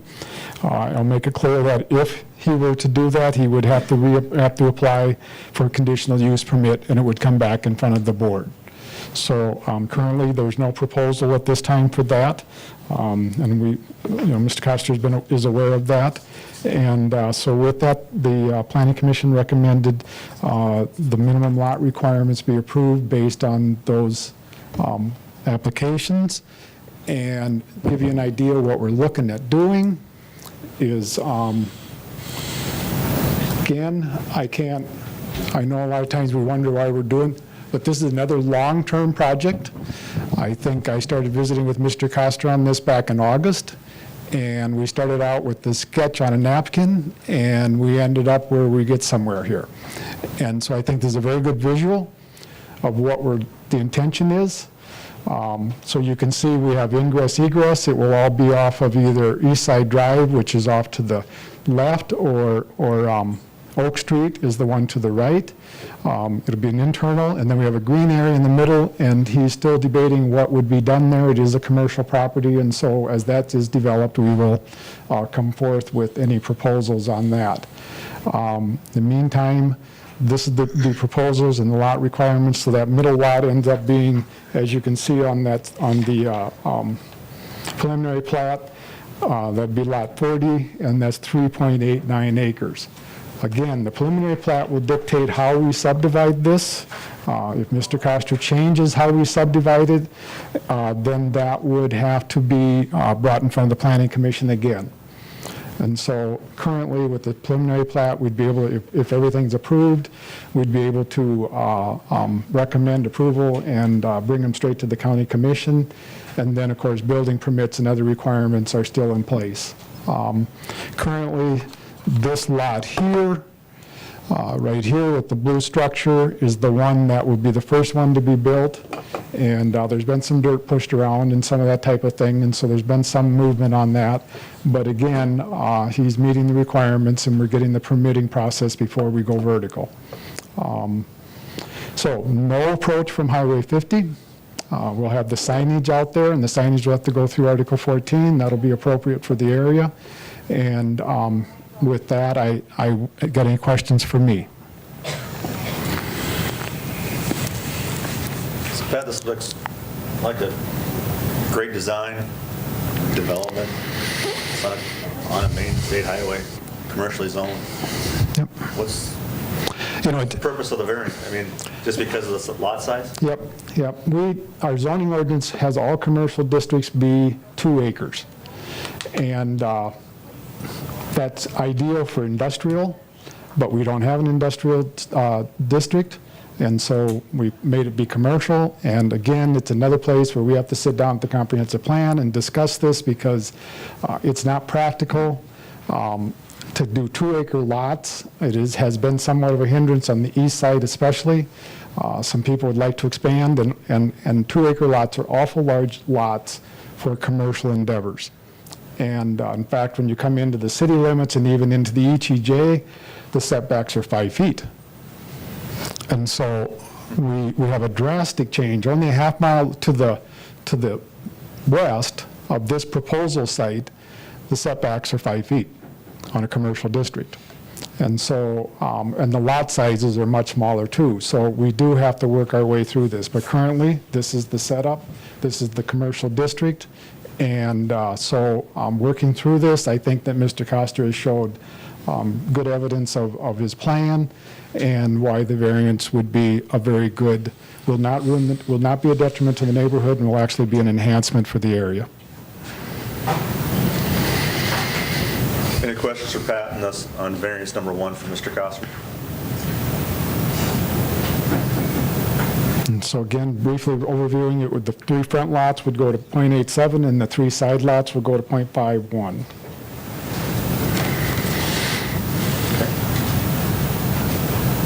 Mr. Coster, want to speak on his application?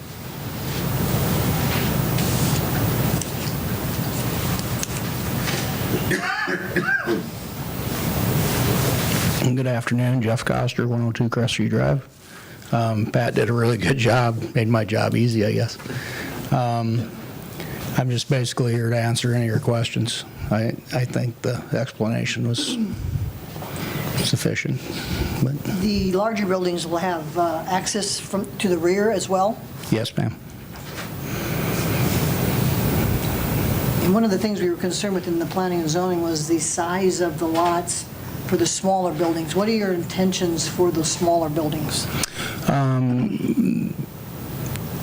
We will, I guess in our mind's eye, there would be smaller shop buildings for people that had little commercial businesses. We'd like to see them, if we do not sell the lots, we will build the spec buildings all the same size as they're shown. It's just artist rendering of what we'd like to see it look like. The area in front was kind of tight for cars. We discussed that, so we moved that back another. The proposal was to move it from 25 feet to 50 feet, I Okay. believe, isn't that what we decided on, Pat? Yeah. All right. Yeah, because it would have been hard to turn a car around there. Right. That would be for a, obviously the buildings can be set back farther, depends how big they are, And you plan to build the blue roofed one first? Yes, ma'am.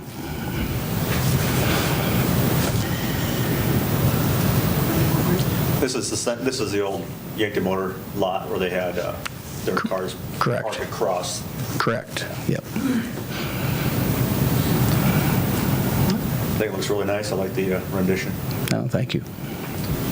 Any other questions for Mr. Coster? Thank you. This time we'll open up public comment on Mr. Coster's variance number 1. Anyone like to speak in favor or against, please approach. State your name.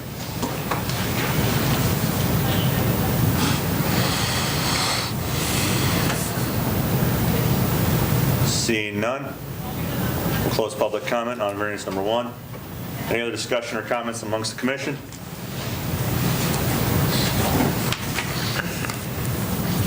If there are none, I'll take a motion in regards to variance number 1 for Mr. Coster.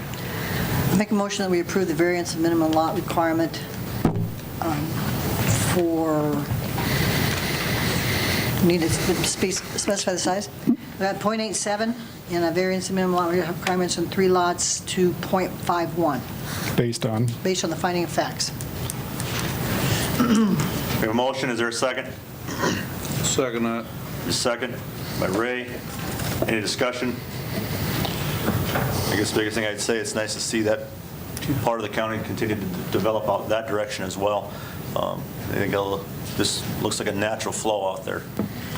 Just by cleaning it up out there, it looks a heck of a lot better than it did. Any other discussion?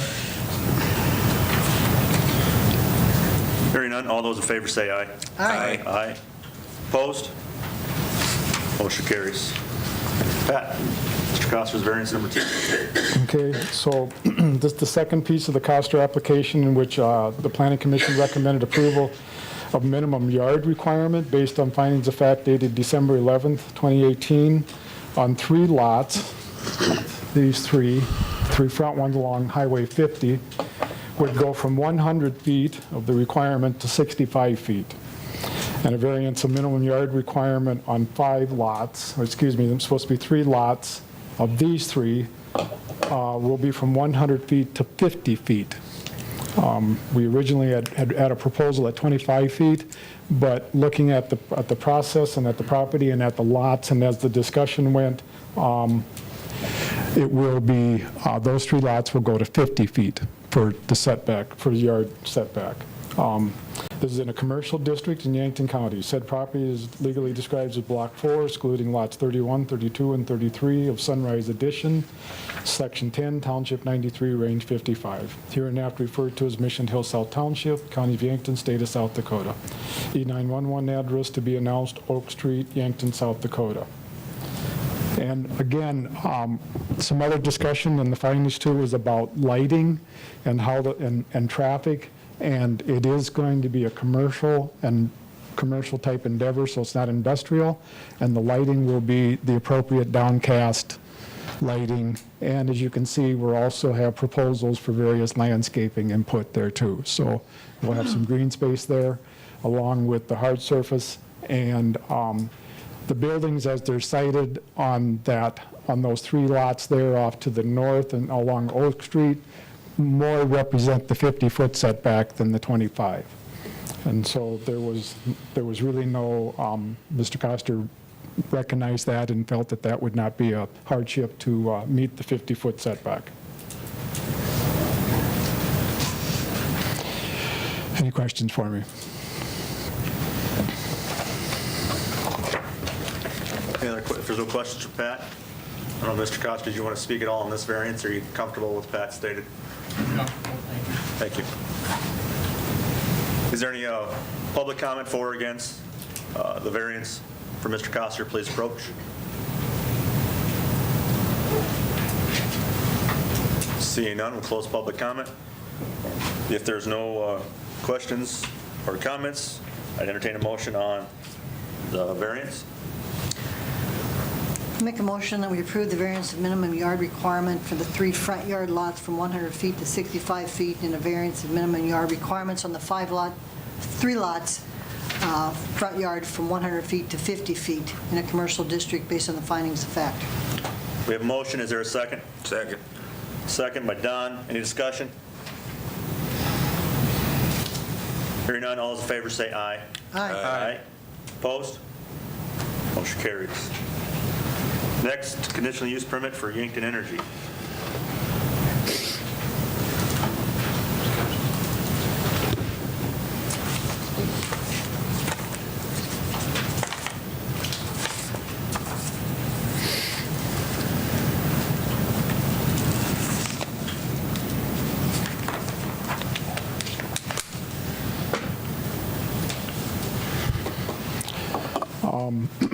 So let me read the official first here.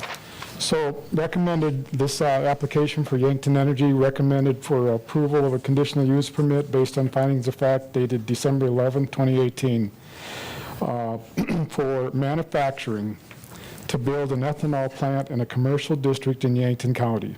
Said property is legally described as Lot 1, excluding Lot 2, 3 through 5, Lot 1, Dakota Rail Park subdivision, and excluding Lot R31 of Section 21, Township 94, Range 56, hereinafter referred to as Utica North Township, County of Yankton, State of South Dakota. E911 address is 30668 436th Avenue, Utica, South Dakota. The site plan here, as we get our eyes adjusted to it, here's where the current pallet mill, and this is inside, there's the oval track here, and then the site plan is in here. And meets all the requirements as far as the site plan for setbacks and that type of thing. Another viewpoint then is what are we looking at? One of the things was discussed is this is an operation over in Minnesota, I believe. And so there's similarities here. We have an oval track, not the siding here, but there's proposal for a small siding set up in the park out there. One of the things that I did want to, and I discussed this with Mr. Winsan, the rail storage, of any rail storage that we may have out there, And when we do have rail storage, the storage will be ethanol, grain products, or dried distillers grain only. If they wish to store other products out there, they will have to come back in front of the conditional use permit process to do that. So we're limiting and we're putting some conditions on what product we're storing out there. And Mr. Winsand didn't have any issues at that time, so another thing, going through the process. You've got a very good site plan. You've got several different entities of how that works. It's manufacturing over 10 employees. That's why we're doing the conditional use permit. We're looking at doing a collaborative effort. They are with natural gas, and the water will also be a partnership. And the ingress egress is sufficient at present, is sufficient to handle the additional traffic, and that's the operation that, or the road system that we set up with the Deer Boulevard back with the TID number 1. The current plan is 120 to 180 million gallon plant with 50 to 75 employees estimated. The gross valuation is approximately 200 million for the project. Like we say, what we are going to do is that you will end up with, like the rail car storage area, which is in the findings, will be restricted to ethanol, grain, or dried distillers grain products. Obviously, this will add to the tax base and will be a contributor to the tax increment district number 1. And public comment, we had a few people in favor, and we had one person that was a neighbor not in favor. But otherwise, everything fell into place as far as the requirements for the conditional use permit. We do have proper ingress egress. We have off right-of-way parking. We've got refuge and service areas.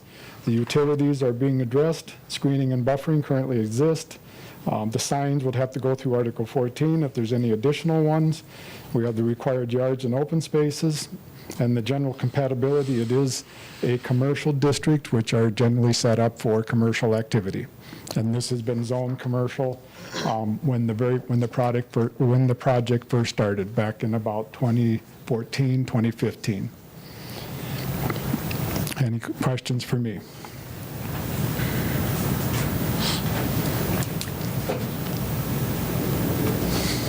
Thank you, Pat. Matt, would you like to speak on your application? Matt Winsand, CEO of Dakota Plains. So what Yankton Energy is, and I'm going to scroll back to that picture again. So right now it's consisting of Dakota Plains is the owner of this. We've got some other partners. We're still in one discussion of allowing equity partners with local farmers. So that's one piece that we're still playing with. The proposal is to build the ethanol plant at the junction with connections to our existing facility. So and it looks really funny because it is to scale. It's just a size difference between what we're going to build and what we have built. So this is where our current elevator sits. This is, again, the proposed pellet mill or not proposed, it's actually being built. Footings are in the ground. Erection of the building will start after the first of the year. What we'll do is a conveying system from our facility over to the ethanol plant for corn purposes, a conveying system back from the ethanol plant over to the pellet mill of the dried distillers grain. Some of the other grain, the wet distillers modified, will be trucked out across the river to feedlots or even feedlots here in South Dakota. It's a great location for that. Like I said, a lot of feedlots across the river.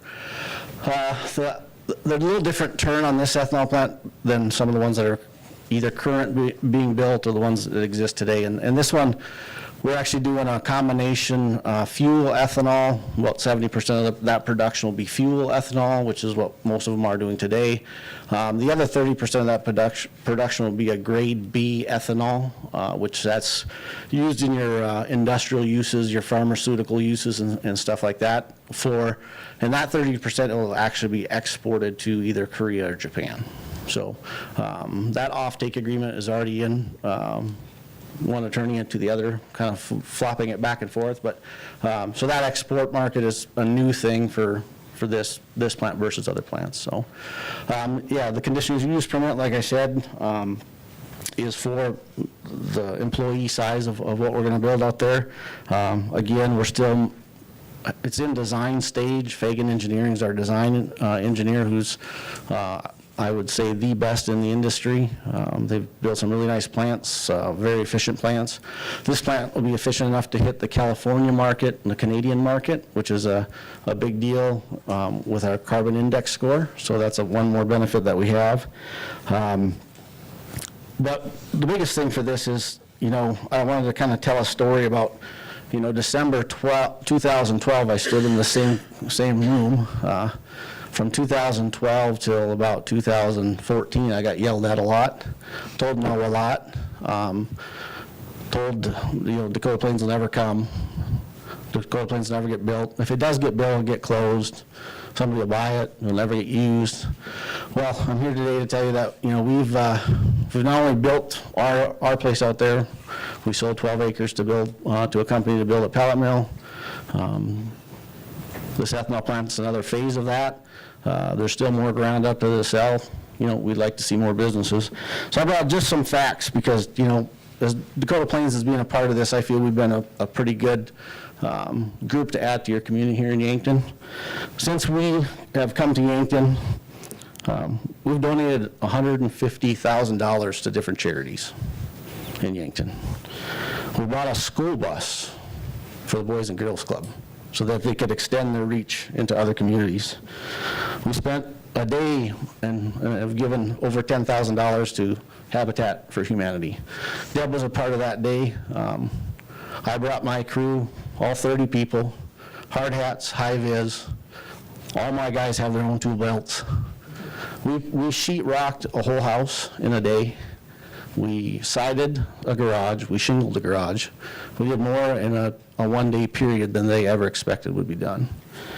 United Way, Elks Club, the school district, the snack pack program, they're just some of the few that we've donated to. And just this year alone, we've spent $2.3 million in Yankton.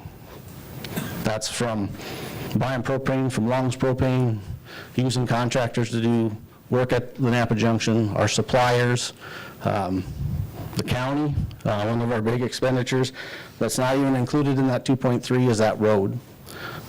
Maybe some of the public doesn't know this fact, but that road was 300, I got the number here.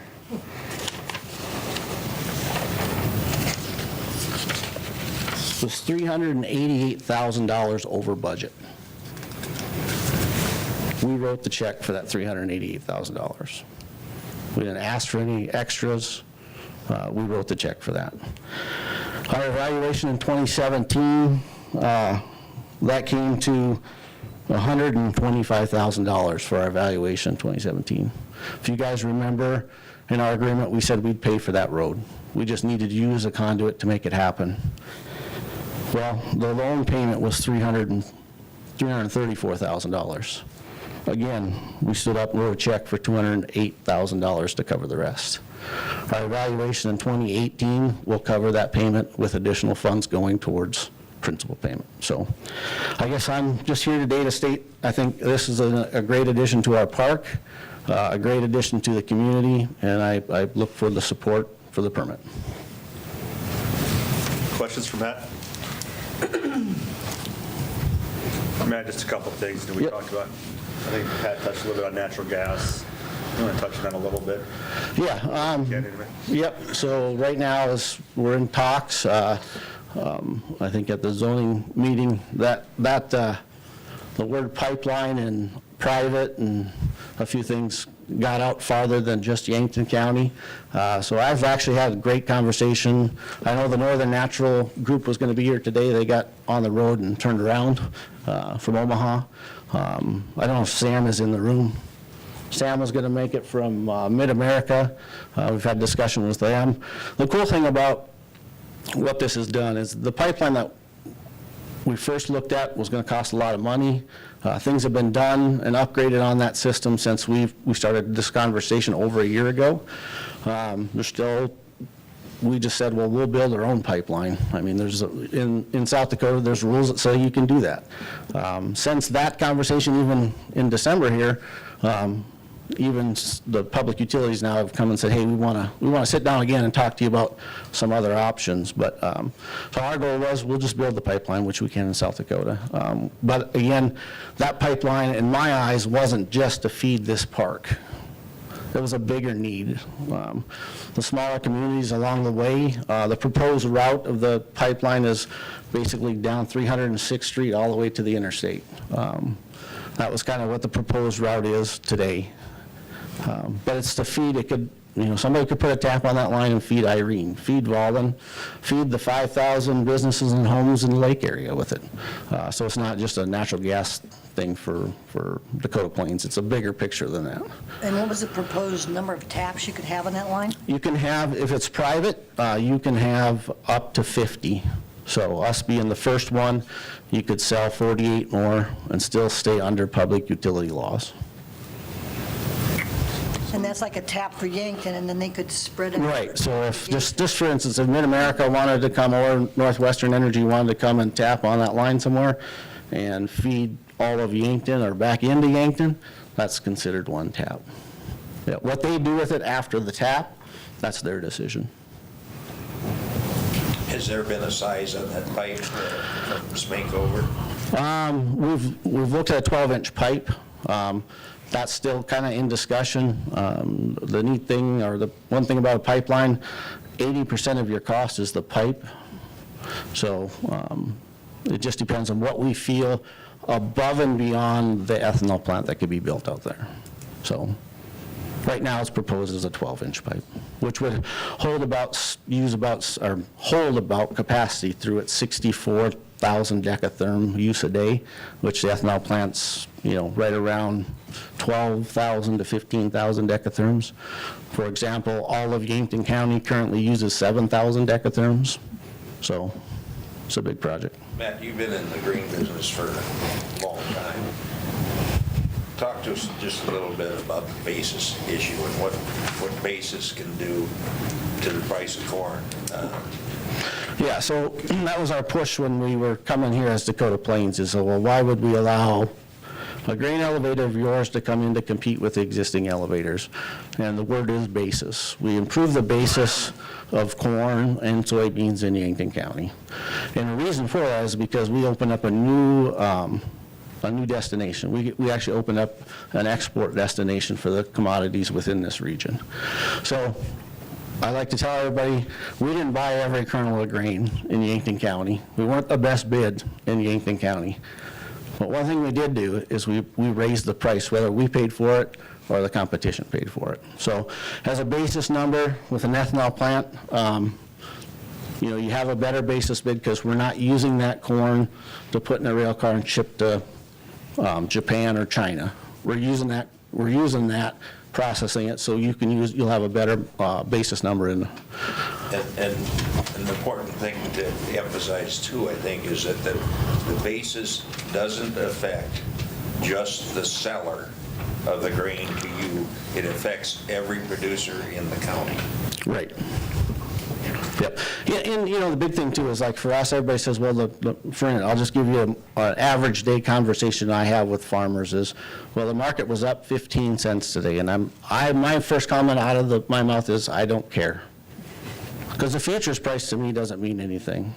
Because in our world, we trade everything off a basis number. So if the futures goes up and down, that's fine. What we coach our farmers to do is to watch. Don't worry about what our basis number does, because that, in a year's time frame, only moves 5 or 10 cents, where if you've watched the grain market, that can move $1 in a day or more. So for the farmer side, we try to coach futures trading versus basis trading. Basis is important to a point.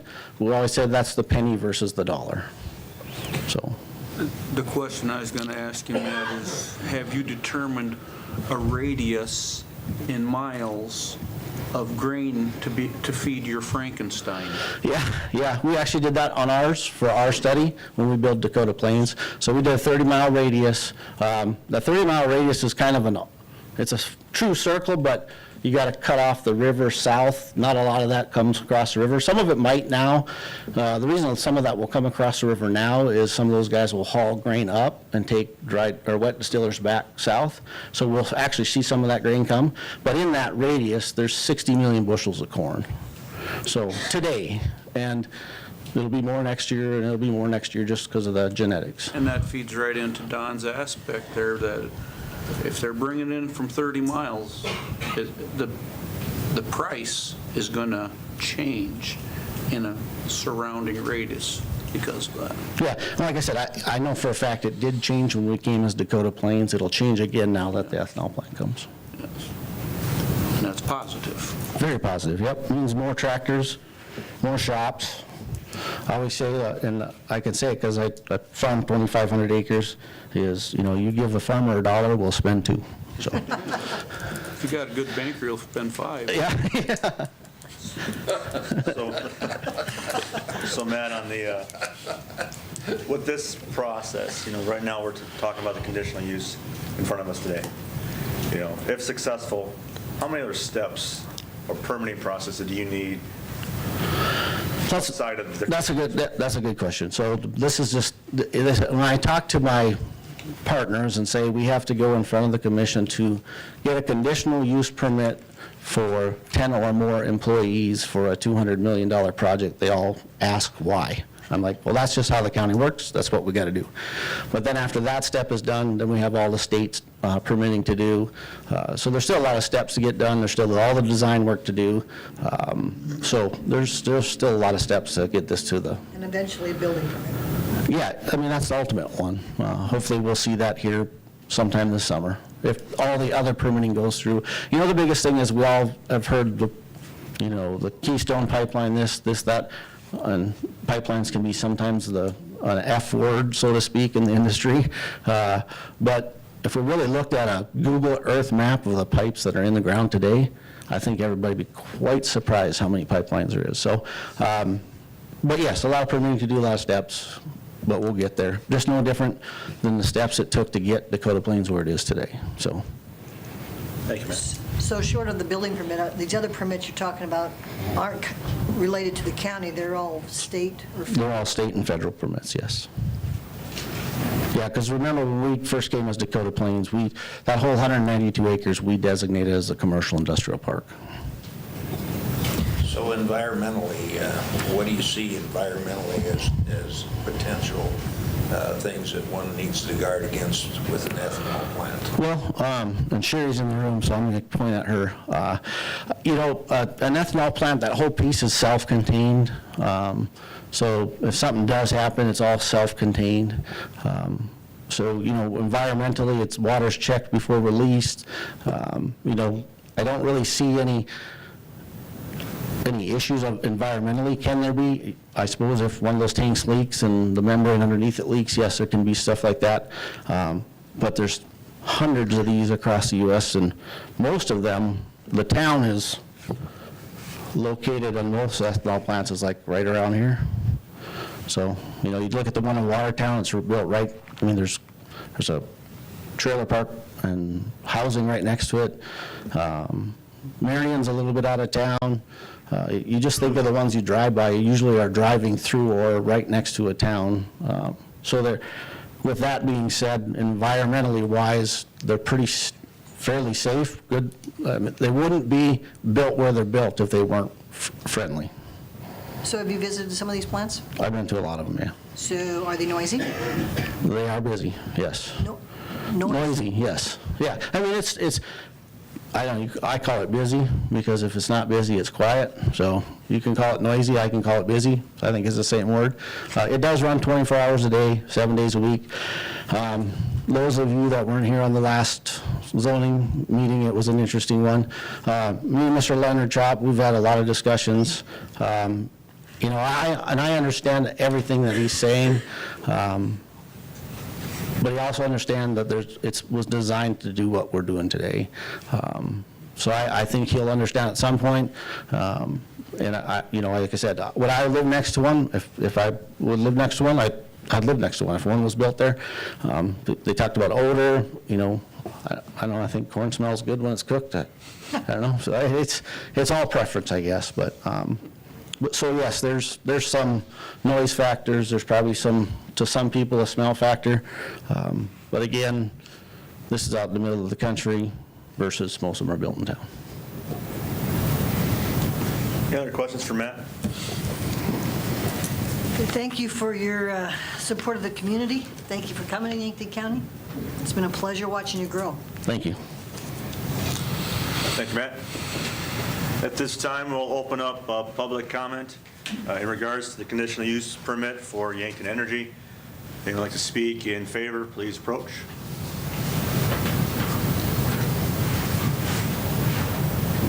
For referring to me, that's my inn. I'm Sherry Loest. I live out by Utica. I'll be 4 miles from this facility, northwest. During the first hearing, Mr. Winsand referred to me 4 or 5 times, so I thought maybe I would get up and speak on ethanol. First, I'm going to give a little bit of my background for full disclosure, if you will. I have a professional engineering license. I am not giving any professional advice today. I am purely informational, and my goal is to walk you through the site that is up there in front of you today. Sherry, will you pull the mic? Yes, I'm short, I'm sorry. I used to work for a company called ICM. They are an ethanol design firm. We did over 100 ethanol facilities since 2001. I worked for them for 6 years, so I have actually been retired from the ethanol industry for 10 years. ICM worked directly with Fagan. Fagan is the constructor on Mr. Winsand's facility. Top-notch people. They know what they're doing. I will say the ICM design I am a little partial to. This facility will be designed by a company called Vogelbusch. I have very little information about Vogelbusch. The unit operations will be almost exactly the same, but with the industrial grade. I don't have any experience in that, but my assumption is they will have extra distillation molecular sieves in order to purify that for industrial grade. You can put anything in your gas tank, but once you start putting it in people's items, they start getting a little trickier. The last thing I will say for full disclosure is my husband, who also worked for ICM, continues to work in the ethanol industry today as a consultant for ethanol plants, energy plants, et cetera. So of the two of us, he's probably more qualified to speak today because I've been out of it 10 years. But I am going to walk you through this. If I can, is this the... What I want to do is to make this a little bit bigger. Here we go. Where is my cursor? Use your mouse there. Use your mouse there. Whoop, I went one too big. It's easier to use this guy. Okay. I don't like touching other people's stuff because I get pretty picky on people playing with my stuff, so can you center that for me? I'll quit touching. I just want to center that picture. Okay. There we go. Okay, so Mr. Winsand did say that these are all general drawings from the industry. This actually is a Fagan ICM 100 million gallon facility. My husband designed the very first one, so he recognized this specifically. This is your storage tank area. They have room for expansion of denatured ethanol, so you have a couple denatured ethanol facility.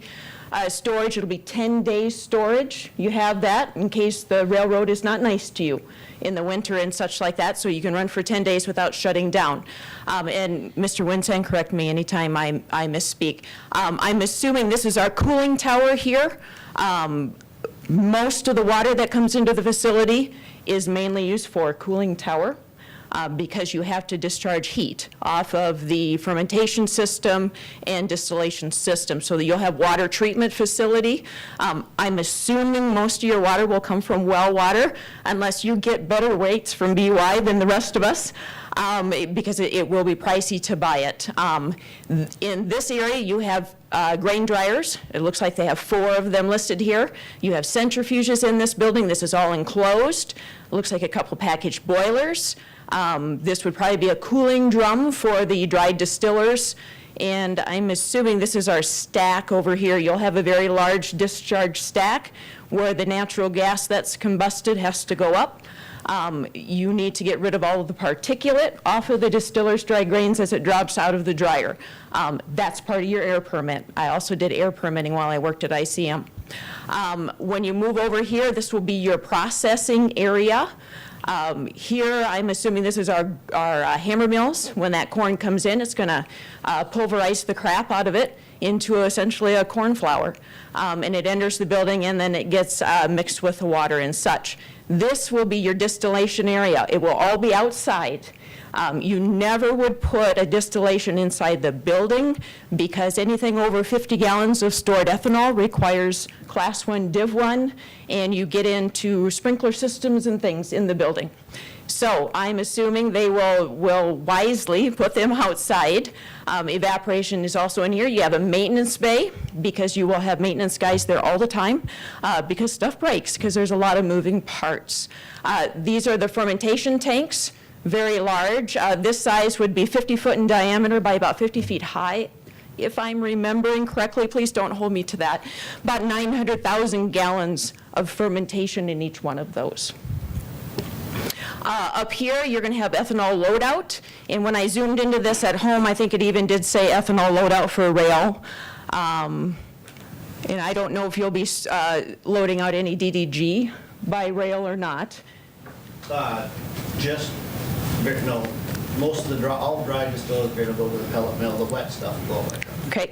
Normally, if you didn't have the pellet mill, you would have a building where that DDG would drop and cool, and then it is moved with a big payloader. Anybody who likes to drive Tonka trucks gets in there and puts it down a chute, and it's loaded onto trucks.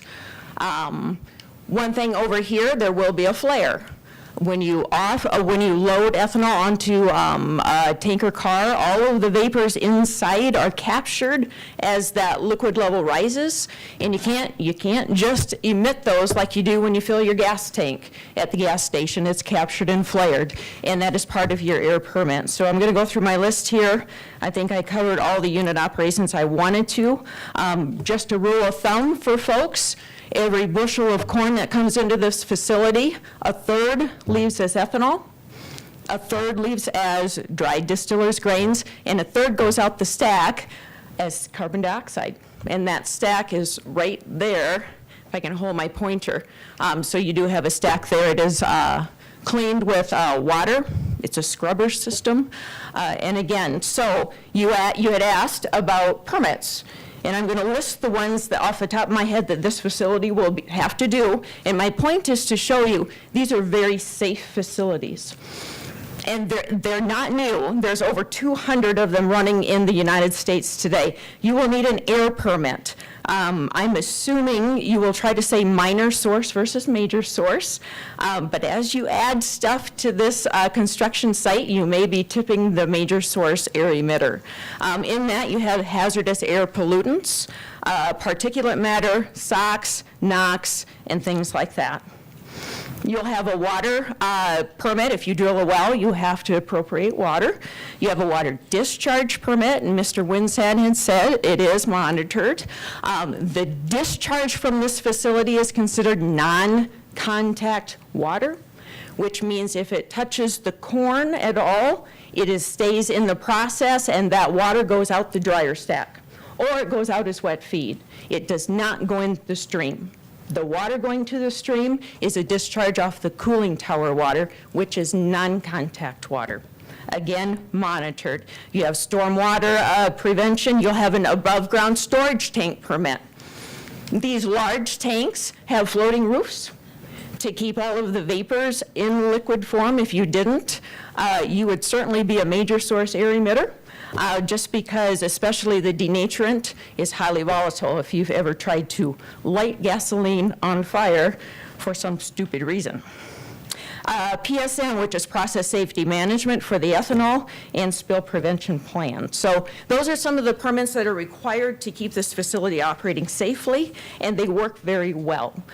Incidents across the industry that I don't want to say are common, but have happened. is in this dryer building. Sometimes you get a little, what they would call a puffing of the dryer, which is essentially a dryer explosion. And they get distorted and things like that. Not common at all. It's all enclosed. So there are measures in place to mitigate that. The one question I did have, and I was glad you guys touched on odor and noise. I live 4 miles from this facility. I will hear it and I will smell it. But it won't happen on a day like today. The solution to pollution is dilution and turbulence. And I add turbulence because where you will notice that you will hear this and you will smell it is on a day when the wind is 10 miles an hour or less and it's in your exact direction. It is not a repulsive smell to me, like Mr. Winsan. I don't mind it. But you will run across locations, Plainview is one. There was a resident who lived fairly close to the Plainview site, Husker Ag, complained. And eventually they bought his home, and the general manager lives there now. So, you know, these facilities are good for the community, but you do need to discuss it. And I was really glad you guys asked those questions because you don't want it to be a complete surprise. Again, where you will notice it is when the wind is perfect and you get those nice laminar flow, so it just comes and it kind of wafts. So just something to be aware of. So the one thing I was hoping would be asked was for a road haul agreement. This commission just approved a road haul agreement for temporary work to be constructed north of Lesterville for the wind company to bring electricity into Yankton County. When we spoke with Greg Vavra at a meeting in Mitchell, he had suggested road haul agreements for hog barns.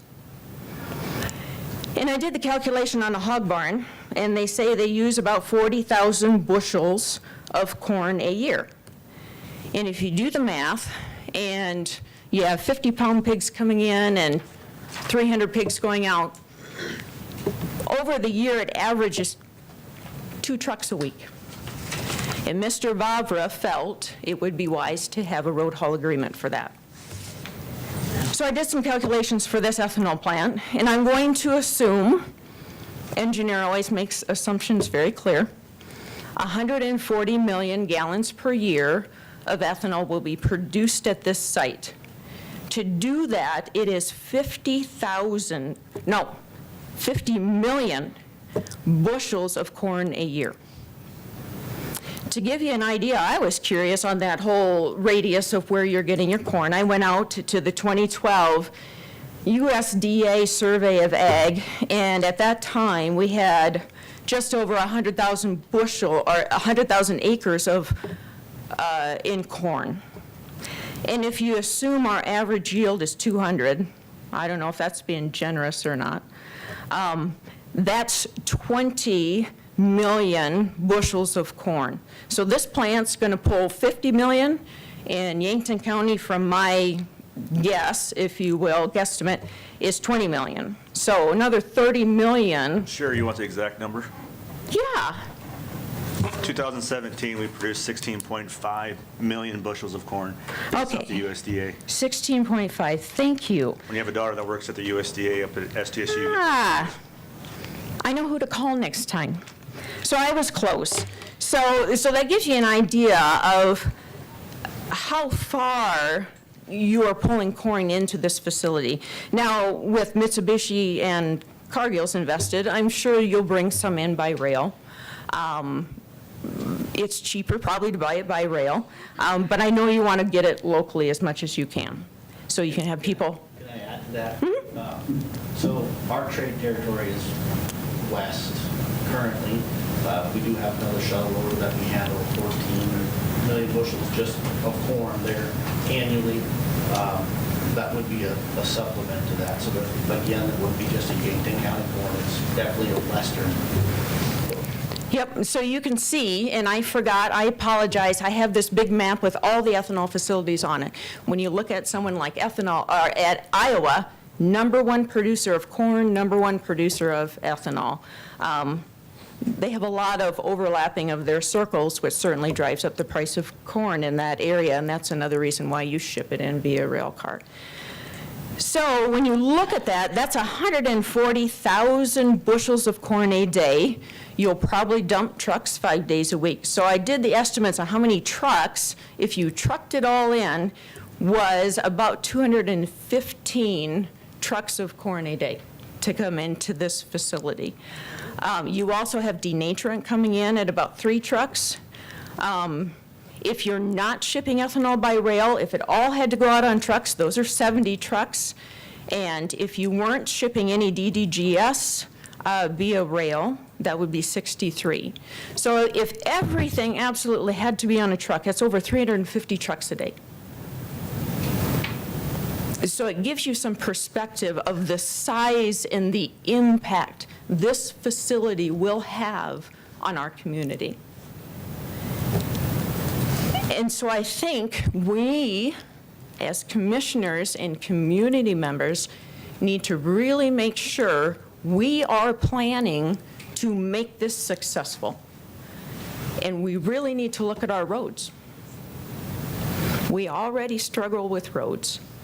We already have Greg Vavra from South Dakota Local Transportation suggesting a road haul agreement for a small hog barn at 2 trucks a week on average. And if we don't put it in the conditional use permit before it's approved, it's really hard to go back and say, you know, those trucks can't leave the facility going north. They can't come in the facility. Let me restate that. They shouldn't be coming in the facility from the north. I live in that area. I talk to neighbors. It's happening today. Trucks are coming in from the north. Do I have evidence of it? No, I don't. But I have a lot of people talking in my ear, especially now that I'm a commissioner-elect, and they're going to expect me to do something about it. And so before this is approved, that's the one thing during all of this, and that's one reason I didn't speak at the planning and zoning, is I was hoping someone would bring it up without me having to come up here and say it. But I really request that we have some understanding that any loaded trucks need to come in from the south and go south when they leave if they're loaded. Now, otherwise, that's all I had to walk you through these facilities. Like I said, I spent 6 years of my life doing this. I designed a 30 million gallon facility, much smaller than this. Same concept. I would gladly answer any of your questions. I want this to be successful, not just for them. I want it to be successful for our community. And this is the time to have the discussion. Sherry, what type of noise are you talking about for 4 miles? Because I didn't think... You'll hear a hum. Just a hum. And I'll give you an example. Of course, I live kind of on a hill, a little bit of a hill. I have neighbor. Many of them, the last couple of months, have had bin fans running. They're all over a mile away, and I can hear a bin fan run from that. So that gives you, it'll be a hum. Similar? It will.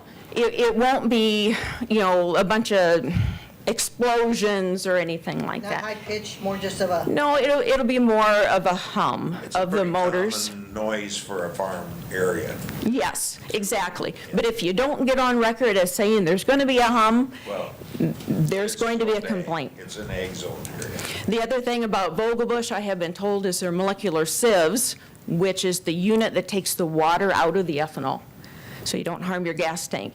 It's a different design for Vogelbush. They run at a lower pressure versus ICM. ICM, every 5 minutes, they're psh, psh, psh, and they run higher pressure. These are 2-bottle systems, lower pressure, which means lower noise. But much of it's inside a building, some of it's not. Out of respect for everybody else who wants to speak, either in favor or against Yes, I'm this, sorry. Let's wrap up. Any other questions for Sherry from the commission? No, thanks for giving me the time. I appreciate it. Thank you. Anyone else want to speak in favor of the Yankton Energy conditional use permit? Please approach.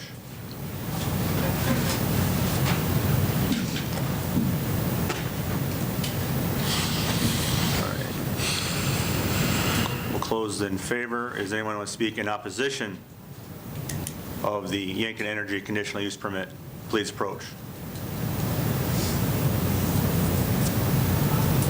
One more thing. Anybody else want to speak in opposition of the conditional use permit? I brought my map and I forgot to reference it. I thought you was opposition. While I was at District 3, they actually brought up what's the new proposed floodplain maps. And this is a printout of it.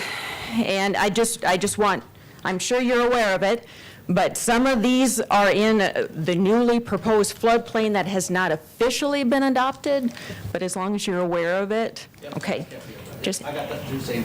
Okay, I just hate for something to get too far down the line, and we have had a facility that had fermenters that sank, and it wasn't a pretty sight. Yeah, so just to reference that, they've actually, on the, You want to come Yeah. up? Just what she's referencing, that floodplain does come down in some of this. So this has actually been, a lot of this now has been slid this way, and this tank farm is actually going to probably be up in this higher end corner. So there's, again, when you plan and build something, and no offense to the engineer or engineers in the room, until the dirt's moved and stuff goes on, just because we drew it like this doesn't mean it ends up like this. May I ask Mr. Winstead? Mr. Winstead, you said you've toured some of these surrounding facilities. Road haul agreement that was talked about, are you aware of, do any of these other ethanol plants? No, and roads are an issue everywhere that you go. Turner County had it with the Marion facility, the Nugent facility. They designated, these are your roads in, these are your roads out. Is that a haulage agreement? I don't know that for a fact. I just know that certain times of the year they want you to go through town, certain times of the year they don't want you to go through town, and I don't know who dictates that or who monitors that. I know for our facility currently, we stress, everybody comes in our door, we built a road for a purpose. That road was designed for 500-plus trucks a day, all year round. Everybody that comes in our facility, we tell them, when you come in here, that's the road you come in on, that's the road you leave on. Do guys come from all directions? Yes. Is it illegal for them to come other directions? No. Today, it's not illegal for a semi-truck to drive down 306th Street. Today, it's not illegal for a semi-truck to drive in from the north. That's a township ownership from the road to where the pavement ends to where 306th Street is. We've took it upon ourselves. We recut that road. Louis probably done more work on it than any of us. We dug it out, we laid rock in, we laid mat down, we resurfaced it with new gravel. So that has been no burden to the township whatsoever. But our office staff comes in, they are told that when trucks come in and out, you tell them, we built this road for a purpose. The purpose is in, the purpose is out. So I've get a lot of comments from the local people that will stop in my office and say, hey, you need to tell those trucks, or you need to, don't dump the grain if they come that way. I don't police them. I can't write them a ticket for coming down that road. Most of, they're coming down that road legally today. So to answer your question, I've never seen one. Is there some out there in the country? There probably could be. Not that I am aware of them. I could ask our parent Cargill if they've got any. I could do some research, but as of today, no, not that. So if the ethanol plant comes to fruition, and if the natural gas comes in, likely there would be another request for improved roads from 81 over. Well, I would like to see You know, and that was kind of, so when Dakota Plains got built, that was the issue, right? That was who's going to pay for this road, who's going to do this? We came to the commission and said, hey, we've got an idea. If you guys work with us, we'll guarantee the loan that you guys do. We'll write the shortfall check for that loan, if there is one, if our taxes don't meet that. And we formed a TID. You know, we've made our first payments on it.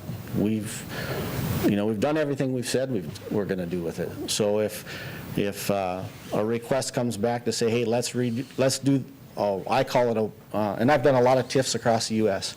So what you'd call this is a waterfall TIF. So if you want to do another waterfall TIF within this district, to do the same thing to that out to 81, north to 306, out to 81, that's a great idea. That makes a nice loop circle for everybody to travel. But that waterfall TIF, basically you do the same thing. You designate what that road would cost, you put that into the TIF and TID district, and the same thing. The taxes would now come from everything built within there. Pay the first one off. Once that one waterfalls off, you pay off the next one. It can be done. Am I requesting it today? No. I think what we have currently works. It's again, the county's responsibility to police it out there, not my responsibility to be the police out there. Which entrance to the rail yard will the ethanol plant use? Rail entrance or truck? That's the one that exists today. Yeah. So there's no plan to make another entrance? Not as of today, because everything. So with Dakota's Plains' footprint out there, everything's going to flow through us already on the grain side. Goes into the elevator just like it does today. Conveys over to there. DDGs are conveyed over to the pellet plant. The trucks will. Right now there's 5 crossings around our loop. We've designed 4 more additional crossings. So even if a train was there, there's always be a spot to get inside that circle. There has been talk of, and that's where that kind of line was on the one discussion, is do we put an underpass in at that point? So, you know, there's options out there. But today, and I don't know if you zoomed in on the map, you'll probably see them. There's actually one right here. There's little blue boxes where all the current ones are. There's a crossing there. There's a crossing there. There's another crossing down on this corner. There's a crossing over here. And then 2 of them right at the elevator. So the same issue would apply to any construction trucks or? And that's what we did. So when we built, well, a perfect example is when we built the road, we drew out a map. These are the map we're going to use to get to and from while construction. Now that road is there, yeah, there's no reason everything that comes to that plant should not be using that road. And it's designed that way. And the group that built the road, even your average interstate's only 7 to 7.5 inches thick. This one's 8.5 inches thick. So it was designed for what it's being designed for. I'm having some trouble. I like the idea of having the farmer pay for the road usage. But I'm having some trouble figuring out how you're going to do that.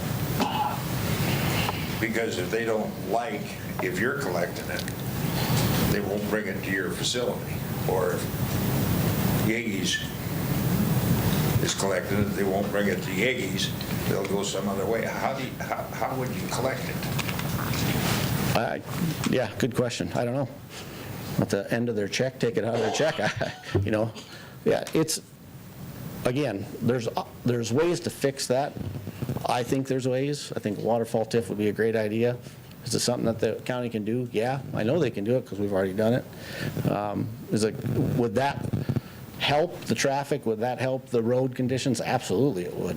I mean, we'd be blading that gravel road today how many times a year if it wasn't a concrete road? So I think there's solutions other than making the farmer pay for it. Well, an easy solution would be to abandon the road from where you turn out of your entrance to the right, to the north, and just abandon it. That would be that's a town, because that road's township, so that'd be a township decision, yeah. That wouldn't make many people. I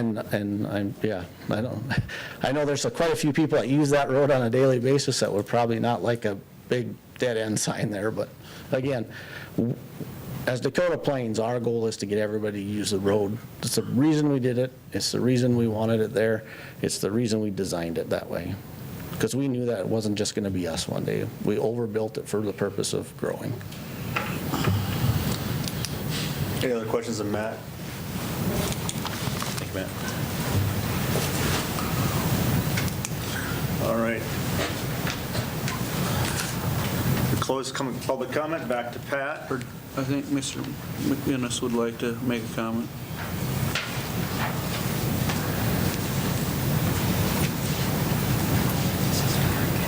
Brian McGinnis, citizen. I have one question. The Planning Commission, there was discussion of rail storage, and I haven't heard that mentioned today. Is that on the conditional use application? That discussed rail storage For this unit or for independent? for this unit. Just ethanol? Pat, you want to touch on that? No, we put it in the findings that rail storage on Napa Junction Rail Park may only be ethanol, grain products, or dried So distilled like you and I grains talked, you did, so you write the findings before and have that on there? only. And then I added it when I asked these folks, that's what we put in. and they Okay. agreed. All right, well, I'm glad, because we talked about it, and you want to have that protection on there, so we're covered So there. it is. So it's those three products only. All right. And And the only thing I would probably want to add to that is, and it probably falls into those products, is corn oil. That would be one. Oh, that you will, But you ship corn oil, mostly via truck, but you can ship some out via rail. some, Corn oil, the process, Okay. one of the byproducts. I guess I of said grain products, so Yeah, but I it's a put grain that down, product. corn oil. Okay. So Just to be ethanol, clear. grain products, and dried distiller grains are the only things that can be stored on a rail, And on that corn. rail yard. In that You're saying Napa corn. That's Junction. a grain, I think, I call He's that calling grain that an product. agricultural. you might want to throw a non-explosive. It's a non-explosive. Well, that would kind of be feed hard for product. ethanol. Oh, I don't know, except All right, that closes public comment. I got one more thing I'd like to talk about. Originally, excuse me while I find out my paperwork here, but when we very first did the Napa Junction process, Pat, you want to just hold off until, wait till you go on the mic, please. when we very first did the Napa Junction project, we did a developers agreement. We did we did a road agreement, a road haul agreement that's in that conditional use permit for Napa, for Dakota Plains. And we did that the original. I do not see this thing being an exception to that road haul agreement. The issue with the road haul agreement all the time has been, and I agree with Sherry, I get those calls continuously, is enforcement. And it has been a problem from the get-go that we can put all the agreements in the world out there, but who comes and enforces them? And the state statutes say that we, as a zoning administrator, can't go out there and enforce a road haul agreement. We can go back to the developer and say, you need to get that, but who enforces the road haul agreement? The public safety, your sheriff, your highway patrol, and even carrier services enforce the road haul agreements. And if you want, I could pull this one up, but it is in there underneath when we very first did Dakota Plains and that project. Within that project is a road haul agreement that's very specific. And it starts at Highway 50 at the Deer Boulevard, and it goes up to 307, and it follows 307th over to and then goes up into the entrance of that facility and comes in. And that's it. You can't go north on that road haul agreement, and you can't go other directions, and you can't come down Deer Boulevard, which eventually turns into 334.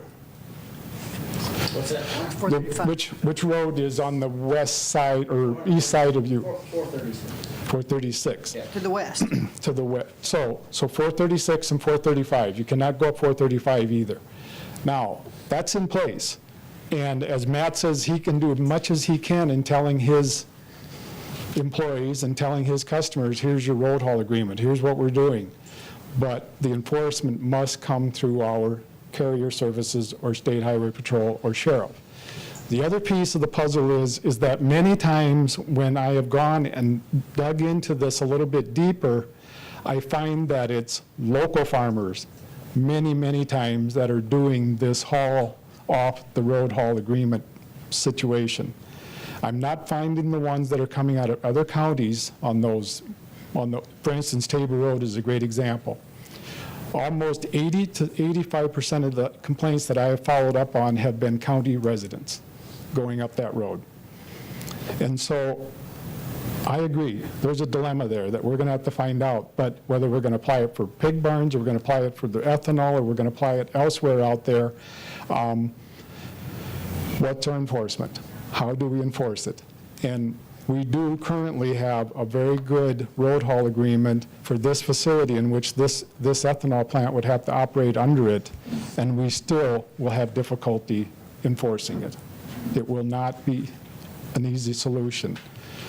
I discussed with Matt in the very beginning of this project that I think this is an ideal opportunity as we work forward on this thing to do an extension TID or waterfall TID or whatever we do, and do some tax increment financing and do Tabor Road.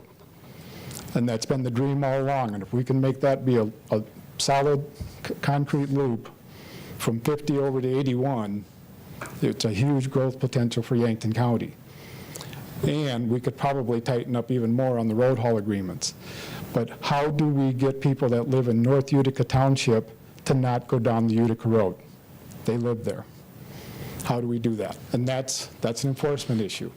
But I cannot, and I do emphasize, we currently have a road haul agreement for that Napa Junction, Dakota Plains entity, no matter what shows up there. Those farmers, Pat, have every right to drive down that Utica Road, as long as they're not going to Matt's facility. Yep. And that's not right. And and that's difficult, and I don't have answers for you there. But I do want to make clear, I do have a road haul agreement on that Napa Junction facility. Second of all, we have been discussing the floodplain from the get-go on this facility. And FEMA is proposing and keeps pushing forward on changes to the floodplain in Yankton County. And Napa Junction facility is not the only place that we're looking at. Implementation is anywhere from 20 to 22, 2020 to 2022. So it's a ways out there yet. And, but we have visited, Matt and I have visited a couple of times and seeing where that's going to move back and forth, and they are starting to finally come out with what Sherry showed, which is the preliminary planning, which they're quite careful about getting that out there too far because it is simply preliminary planning. They are still trying to distinguish it. Nothing is solid yet. So I want to be careful with any of that changes that are coming within the FEMA and the floodplain. We will stay on top of it. Any development that's going on is continuously watched. We did have to do a floodplain development permit for the extrusion plant, and that required extensive engineering work and hydrology and hydrologist work. And we got that development plan done. And again, in the office, if you want to come up and see it, it's almost a 15-page document in which we mitigated and worked on the floodplain for the pellet plant that went in there. So we're always very conscious of the floodplain when we're doing any developments. So with those two things, I just want to make it clear that we do have some effort in that. So it's your belief that the existing road haul agreement that's for the rail park covers everything that's going to be in that rail park? And that's why I feel when Matt, and I agree with Matt's numbers, when we're talking a capacity of practically 500 trucks a day, that road is meant for that process. It's meant for that. If we ever get to that, I hope that we really work hard on getting a TID and a TIF financing to do Tabor Road so we can relieve some of the pressure on that road. But if we get these kinds of facilities, we do get those kinds of tax bases, then suddenly things start happening. So back to the rail storage, the items you mentioned were what? Dry distillers. Yes, yes, the rail storage would be. Ethanol and grain byproducts. Is that what you said? Yep. And that is the grain storage. or excuse me, any rail car storage will be restricted to ethanol, grain, or dried distillers grain products. And now we should put down corn oil or grain products. Okay, non-combustible grain products. Yeah, I still, Okay, it's a they call it a byproduct. All of them, Grain byproduct would be corn oil. DDGs, all that's a product. okay. Can't have it without that. And we can put that in the findings. Would you like me to put in the findings that we can refer to the road haul agreement in the original? Yes. Yes. Any other questions for Pat?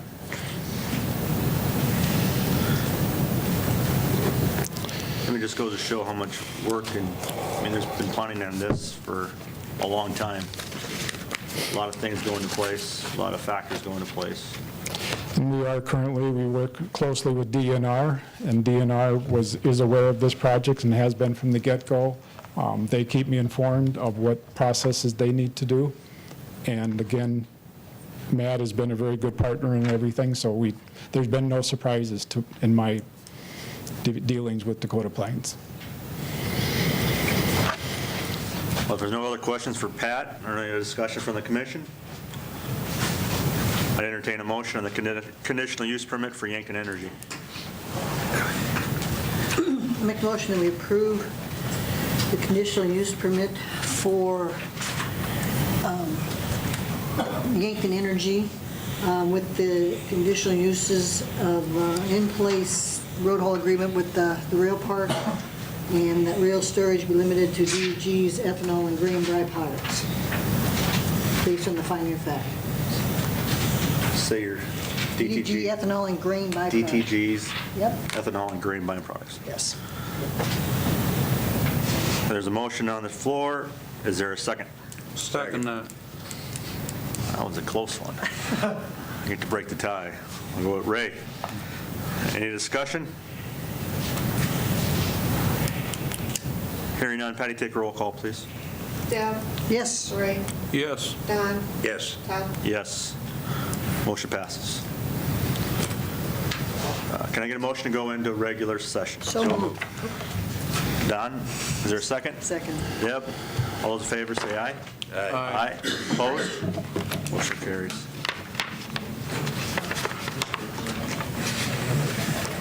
Pat, hold on. Just a second. Right after me.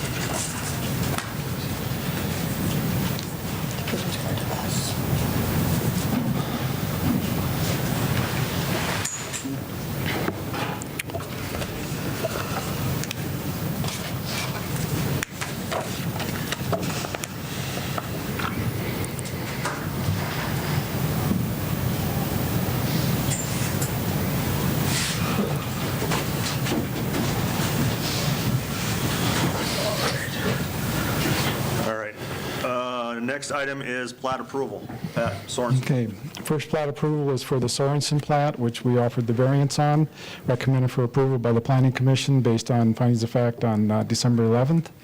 This is for a Tract 1, Turkey Creek Addition, in the west half of the northeast quarter of Section 16, Township 96, Range 54, hereinafter referred to as Turkey Valley Township, County of Yankton, State of South Dakota. Any questions for Pat on this plat for Sorensen, which we discussed earlier? Move approval of the plat for Sorensen's based findings of fact. We have a motion. Is there a second? Second. Any discussion? Hearing none, all those in favor say aye. Aye. Opposed? Motion carries. Okay, the next one is approval of the Deerfield plat, the preliminary plat for Deerfield, which is which is recommended for approval by the Planning Commission based on findings of fact of 12/11/18. And this is a preliminary plat for lots 1 through 20 of Whitetail Run in the southeast quarter of the northeast quarter and in the northeast quarter of the southeast quarter of Section 16, Township 93, Range 56. Hereinafter referred to as Utica South Township, County of Yankton, State of South Dakota. This one was the one in which was coming forth back in August and September, and we wanted to verify and confirm how we were going to handle drainage in this, and now we have the drainage plan put together. It's the same area in which the mayor's plat or the mayor's conditional use was permitted, and now we have a preliminary plat that is ready for approval. And remember, there's a subdivision preliminary plat, which then as individuals can come forth, and then they'll just be able to plat these without public hearings. So do you have this on the screen or not? I don't.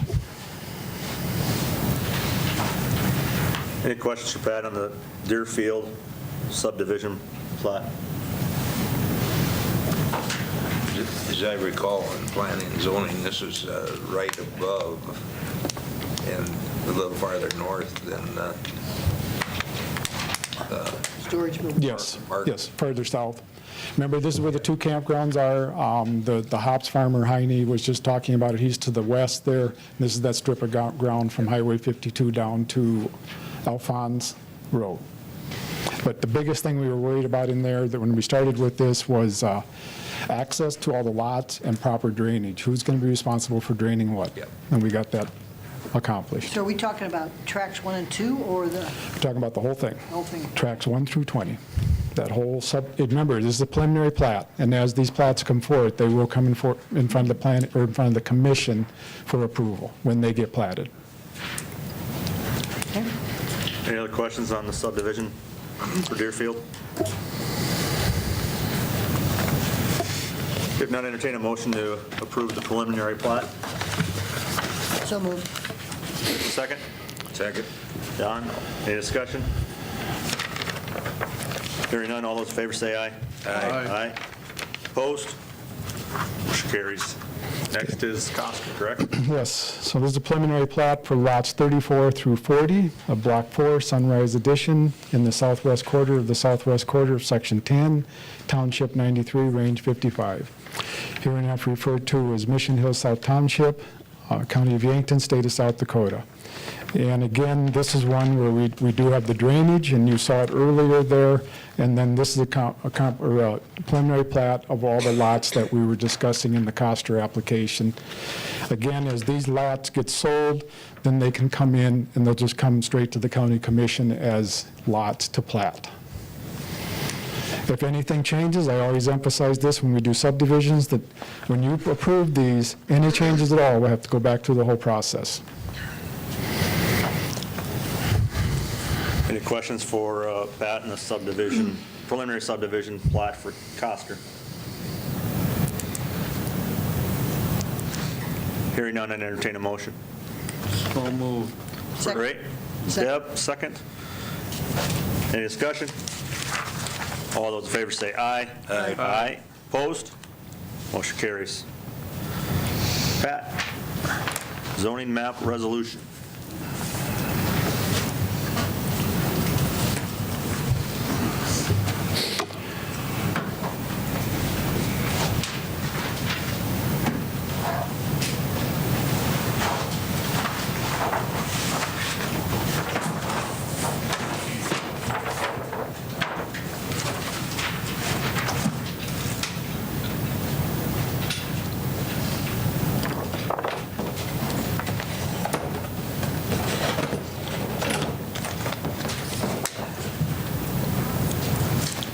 I have it falling down. Jades. Stick there. Okay. So you have a small copy in your packet there. This is a resolution to update the amendments that have been made over the last probably 11 years. And the update meaning that we'll get them formatted and put into the zoning ordinance underneath that are for Article 9, Article 14, Article 15, Article 18, Article 19, Article 22, Article 26, Article 27, and the county zoning map for Yankton County zoning ordinance number 16.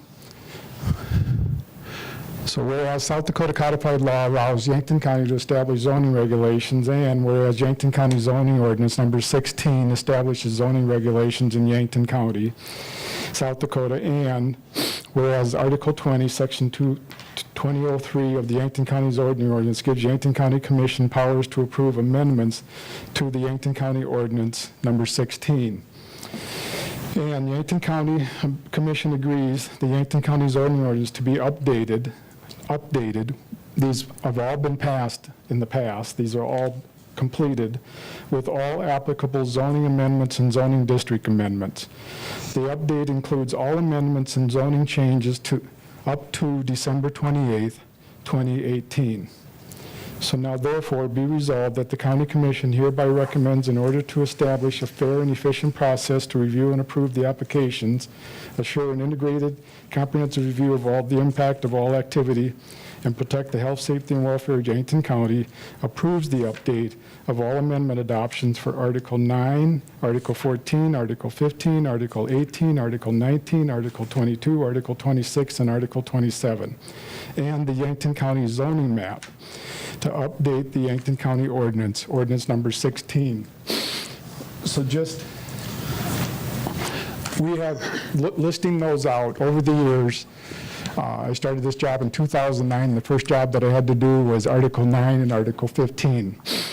And then we would always update the books that you have, but they're piecemeal, they're put together, they're pasted. We'd always update the books that the planning commissioners had, but as we were going through this, we were not always getting the update on the website. So we've been working on this for over almost 2 months to get this formatted into a place. Also, there are 15 zoning changes over that last 10 years too. So the zoning map needs to be updated too. So I've been working with District 3 since the end of November, and we have taken all of the zoning requests and all the zoning approvals that we have done on the zoning map, and we got that updated. And we have that listed on this new zoning map. And so what we're requesting is that we will be completely up to date, because we even had another amendment this summer in which was on Article 27, and now we have them all categorized, put together, and updated on the zoning book. There's nothing new. Excuse me? This summer was that signed ordinance on Highway 52. Yep, and that would be underneath Article 27. And so there's been many, many updates. Every one of them are in the Planning and Zoning Office. We went through the entire process of public hearing, public notice, first reading in Planning Commission, first and second reading in the County Commission, and 20-day adoption rule. So they've all gone through the process. Every one of these changes and changes in the amendments have all gone through the process, and they all have affidavits attached to them regarding public notice and regarding public notice and any publications. So with this, it is simply an update to the zoning. We're updating the zoning book to all the current amendments that we have done over the last 10 years. You already have that in your book. This is for the website. This is, I do have it in this book. Each one of those, every time we do an amendment, I take that sheet and I put it in your books. You always get the amendment. Each time we do one, you get the amendment. But it's not formatted. It's not available electronically because it's not formatted, because it's simply hard copies to update it. So we got it now to where we started working on it back in 2013, and we got busy and different priorities, and then we started really earnestly working on it because it's causing confusion here at the 1st of November. And now we have it available. And it's actually,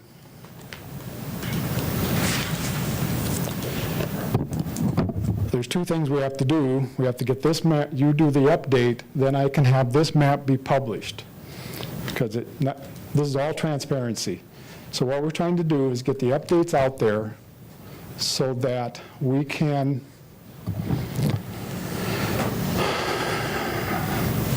allow this right here. It's called Yankton County Updated 12/28/18.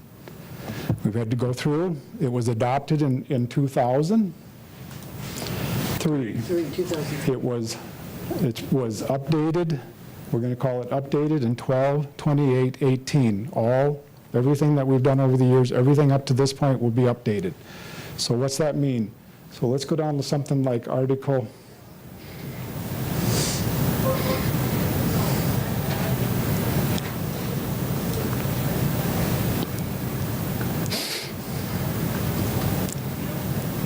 I'm just going to get down and show you what it looks like. If there's a section in there that had to be changed, until we rewrite the zoning ordinance entirely, all we can do is updates.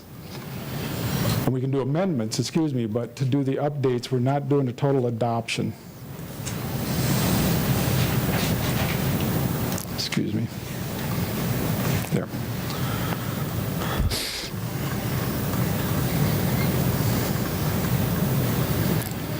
Article 15 was adopted. It had some amendments. And so what we do now is that we went in, we have Article 15, we have supplementary district regulations, then there's an amendment, amending Ordinance 16 regarding Article 9 and Article 15. Then there's the ordinance that we named it, and it was named number 2009-2 PZ. First reading was 9/15/09. Second reading was 10/6/09. The adoption date was 11/2/09. So now we're going in and putting all of those information and all of that pertinent, all that information will now be in the book instead of in the piecemeal that we've been doing over the last 10 years as we're doing these adoptions. We've done about, I haven't done the exact count, but I believe it's 22 adoptions in the last 10 years, and we've done, like I say, around 13 or 14 rezonings over the last 10 years. So this is simply a resolution to allow planning and zoning to update the ordinance book so that it's up to date and simple and has all these facts in place. There's been no amendment changes. There's been no zoning changes regarding this update. They've all gone through the process in the past. So, for you guys, if I were to hold this up right now in front of you, the old map does not have the commercial district for Napa Junction on it, because we did that in 2014. The new map, and District 3 helped me, and these are all the new ones, the new map now has it on there. The old map does not have the commercial districts that we expanded in 2016. The new map now does.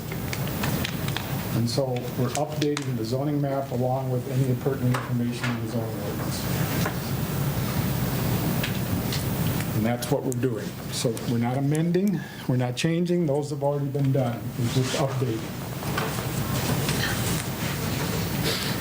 So this resolution gives you authority to have it all updated and printed. Gives me permission to put it out to the public.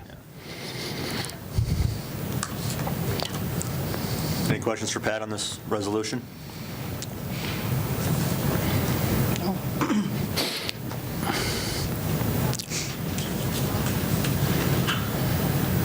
If there are no questions, I entertain a motion on the resolution.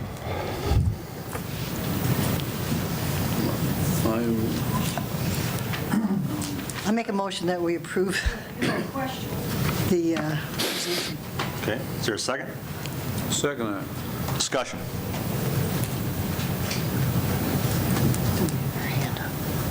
Hearing none. All those in favor say aye. Aye. Aye. Opposed? Motion carries. Thank you.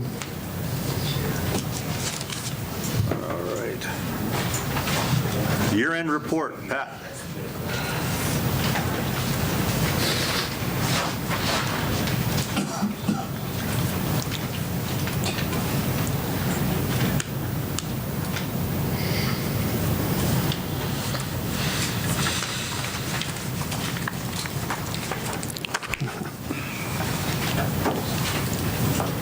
50/50 chance of that coming up right.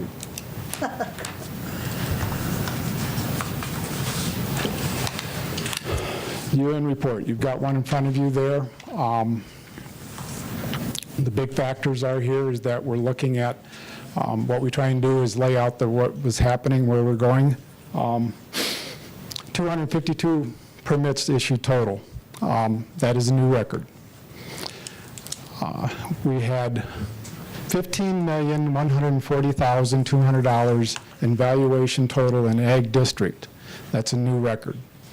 We acquired $12,000 in fees. As we go down through here, we had a $24,478,666 year in valuation total. The only year that we exceeded that was in 2015, and that's when Dakota Plains came in and did a $25 million elevator. But otherwise, the rest of that year was $17 million. So if you took away the elevator from Dakota Plains, we beat that considerably, exceeded it. We had 23 variances. We had 30 conditional uses, in which 3,000 there. We've had 42 plats. That's another record. We had 5 subdivisions, considering subdivisions are just getting going, but again, it's another record, so that's quite impressive. So we have we did $7,060 in fees. We did 6 floodplain developments, in which one of them was the extrusion plant, and so that was a $2.5 million project. But the other ones, and these are mostly, all the rest of them would be residents. And so anytime somebody does something in a floodplain, it has to have a floodplain development permit. We did 34 drainage permits, approximately $600 and almost $700,000 worth of valuation. So we've got, if you put all these valuations together, we've got almost a $30 million valuations out in Yankton County. We got a grand total of $30,000 and $422 in fees, which would be another record. When you take a look at just the fees we got in the building permits, it's $19,712. You come into here, the valuation, some percentage differences, 97% increase in agriculture district. Low density is down. Low density is usually a smaller number anyway. Moderate density, 10%. We had a 92% in growth in the high density, rural transitional. Those are small numbers, so they're off base. But we did 200% growth in our commercial district. So again, part of that is the extrusion plant, but still very good growth there. This was also Yaggies, too. No, we don't get Yaggies, because that's in the ETJ. Yep, so there's really more value out there than that. This is incorrect, sorry, but that should be 17. But commercial saw a 96% increase. We have a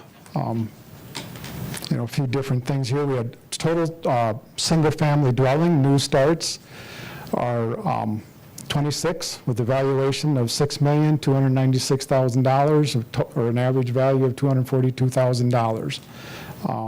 The 23 is the correct number, so I apologize for those two. We caught them just before I came in.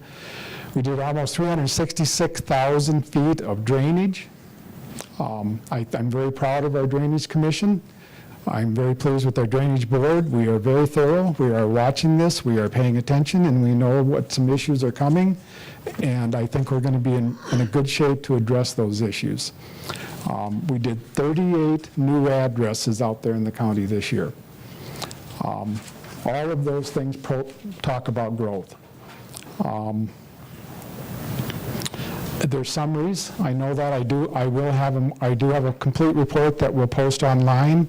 We'll fix any of these little variances, errors thing here, but we will post this online when we go through it one more time. But I just wanted you to see some of the growth that we've had this year.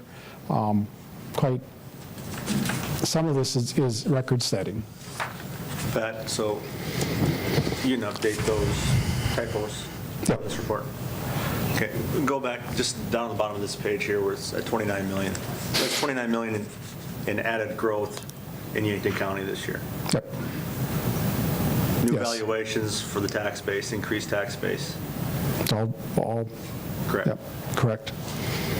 And you take, and of course, you got to do the discretionary formula.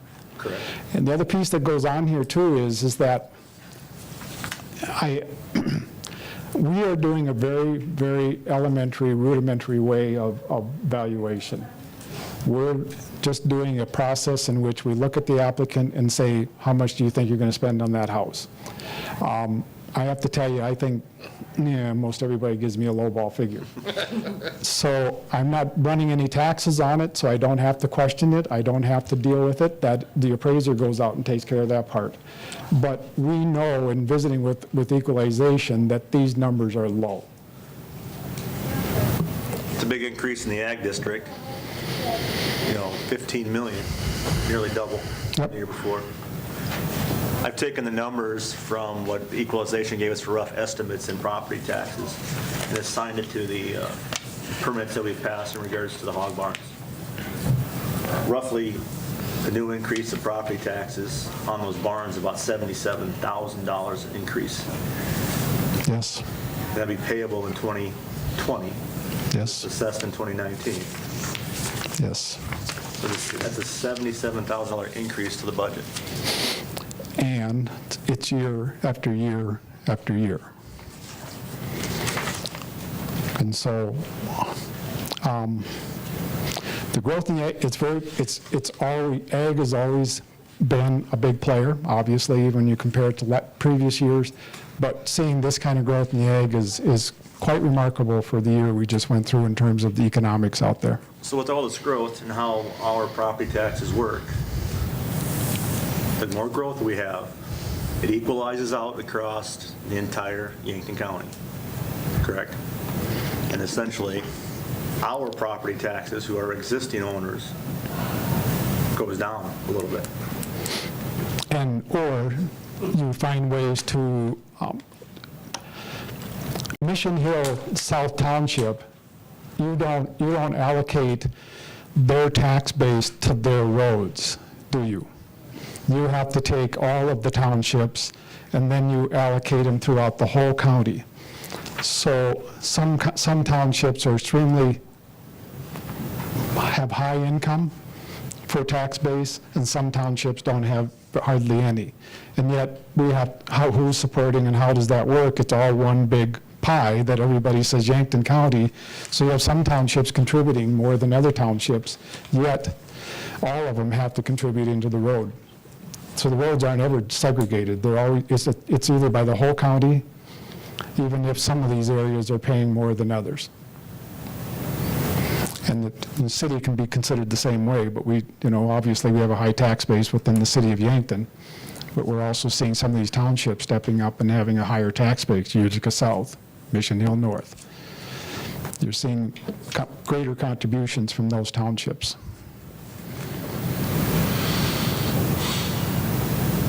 If we can continue this growth pattern, you would start to see some impact on what Todd was talking about, and that is that it starts materializing on the other side. 2021, 2022, 2023.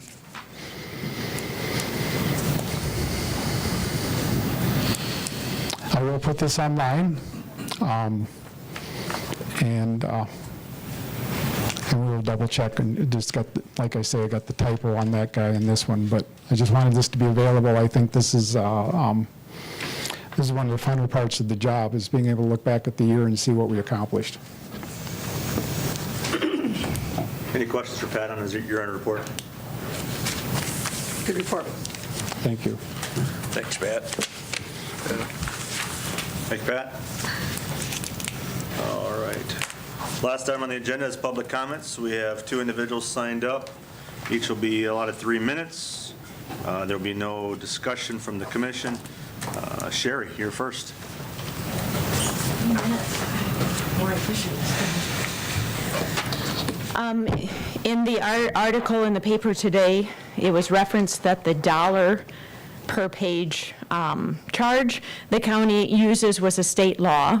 If anybody has that state law, I'd like to have that number so that I can read that state law. I searched this morning, but I was unsuccessful.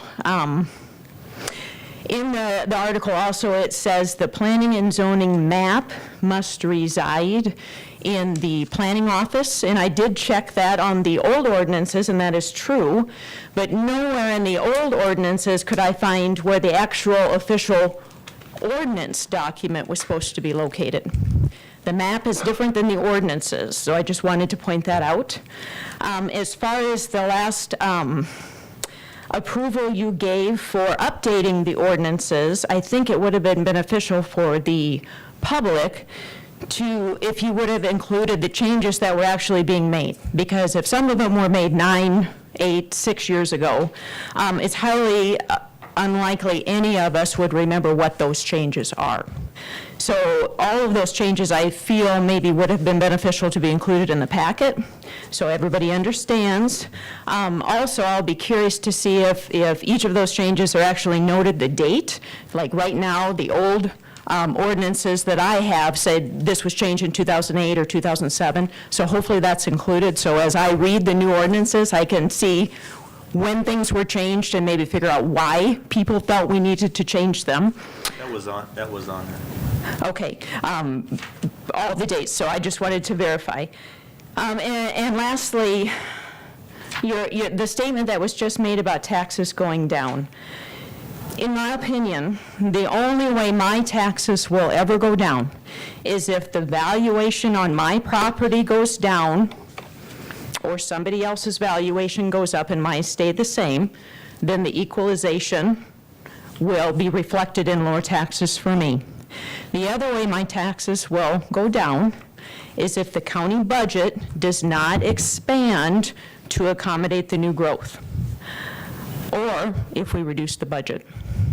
My opinion, when I look at a county like Lincoln, or Minnehaha, or Pennington, huge growth, but when you go and look at their taxes that people are paying, their taxes are not going down. So I think that's a little misleading, in my opinion, to make that statement. Thank you. Thank you. Other individual signed up is Dan Clemish. Dan. My name is Dan Clemish. I live in Yankton. In the article in the P&D today, it said we could go to the zoning office and get a copy of the zoning ordinance. I actually tried to get one and was denied, and it said that I have to go through the state's attorney to get a copy of our zoning ordinance. I don't know why that is. I wanted to take the zoning ordinance and compare it to the changes that were going today, so I knew what was happening. I went to look at the packet yesterday at about 3:30, and the only thing that was in the packet was this right here. There was no changes that are happening in Article 9, 14, 15, the list goes on. And I'm just wondering why the changes weren't available to review ahead of time. And then also, if you go into Section 1809, Amendments and Rezonings, it says a notice of all these rezonings have to be given with a public hearing. And that public hearing needs to be advertised 10 days in advance. And that clearly wasn't the case. That happened. Article 22, Amendments and Rezonings. Any amendment or rezoning shall be made in accordance with the provisions in Section 1709, 1719, 1809, and 203.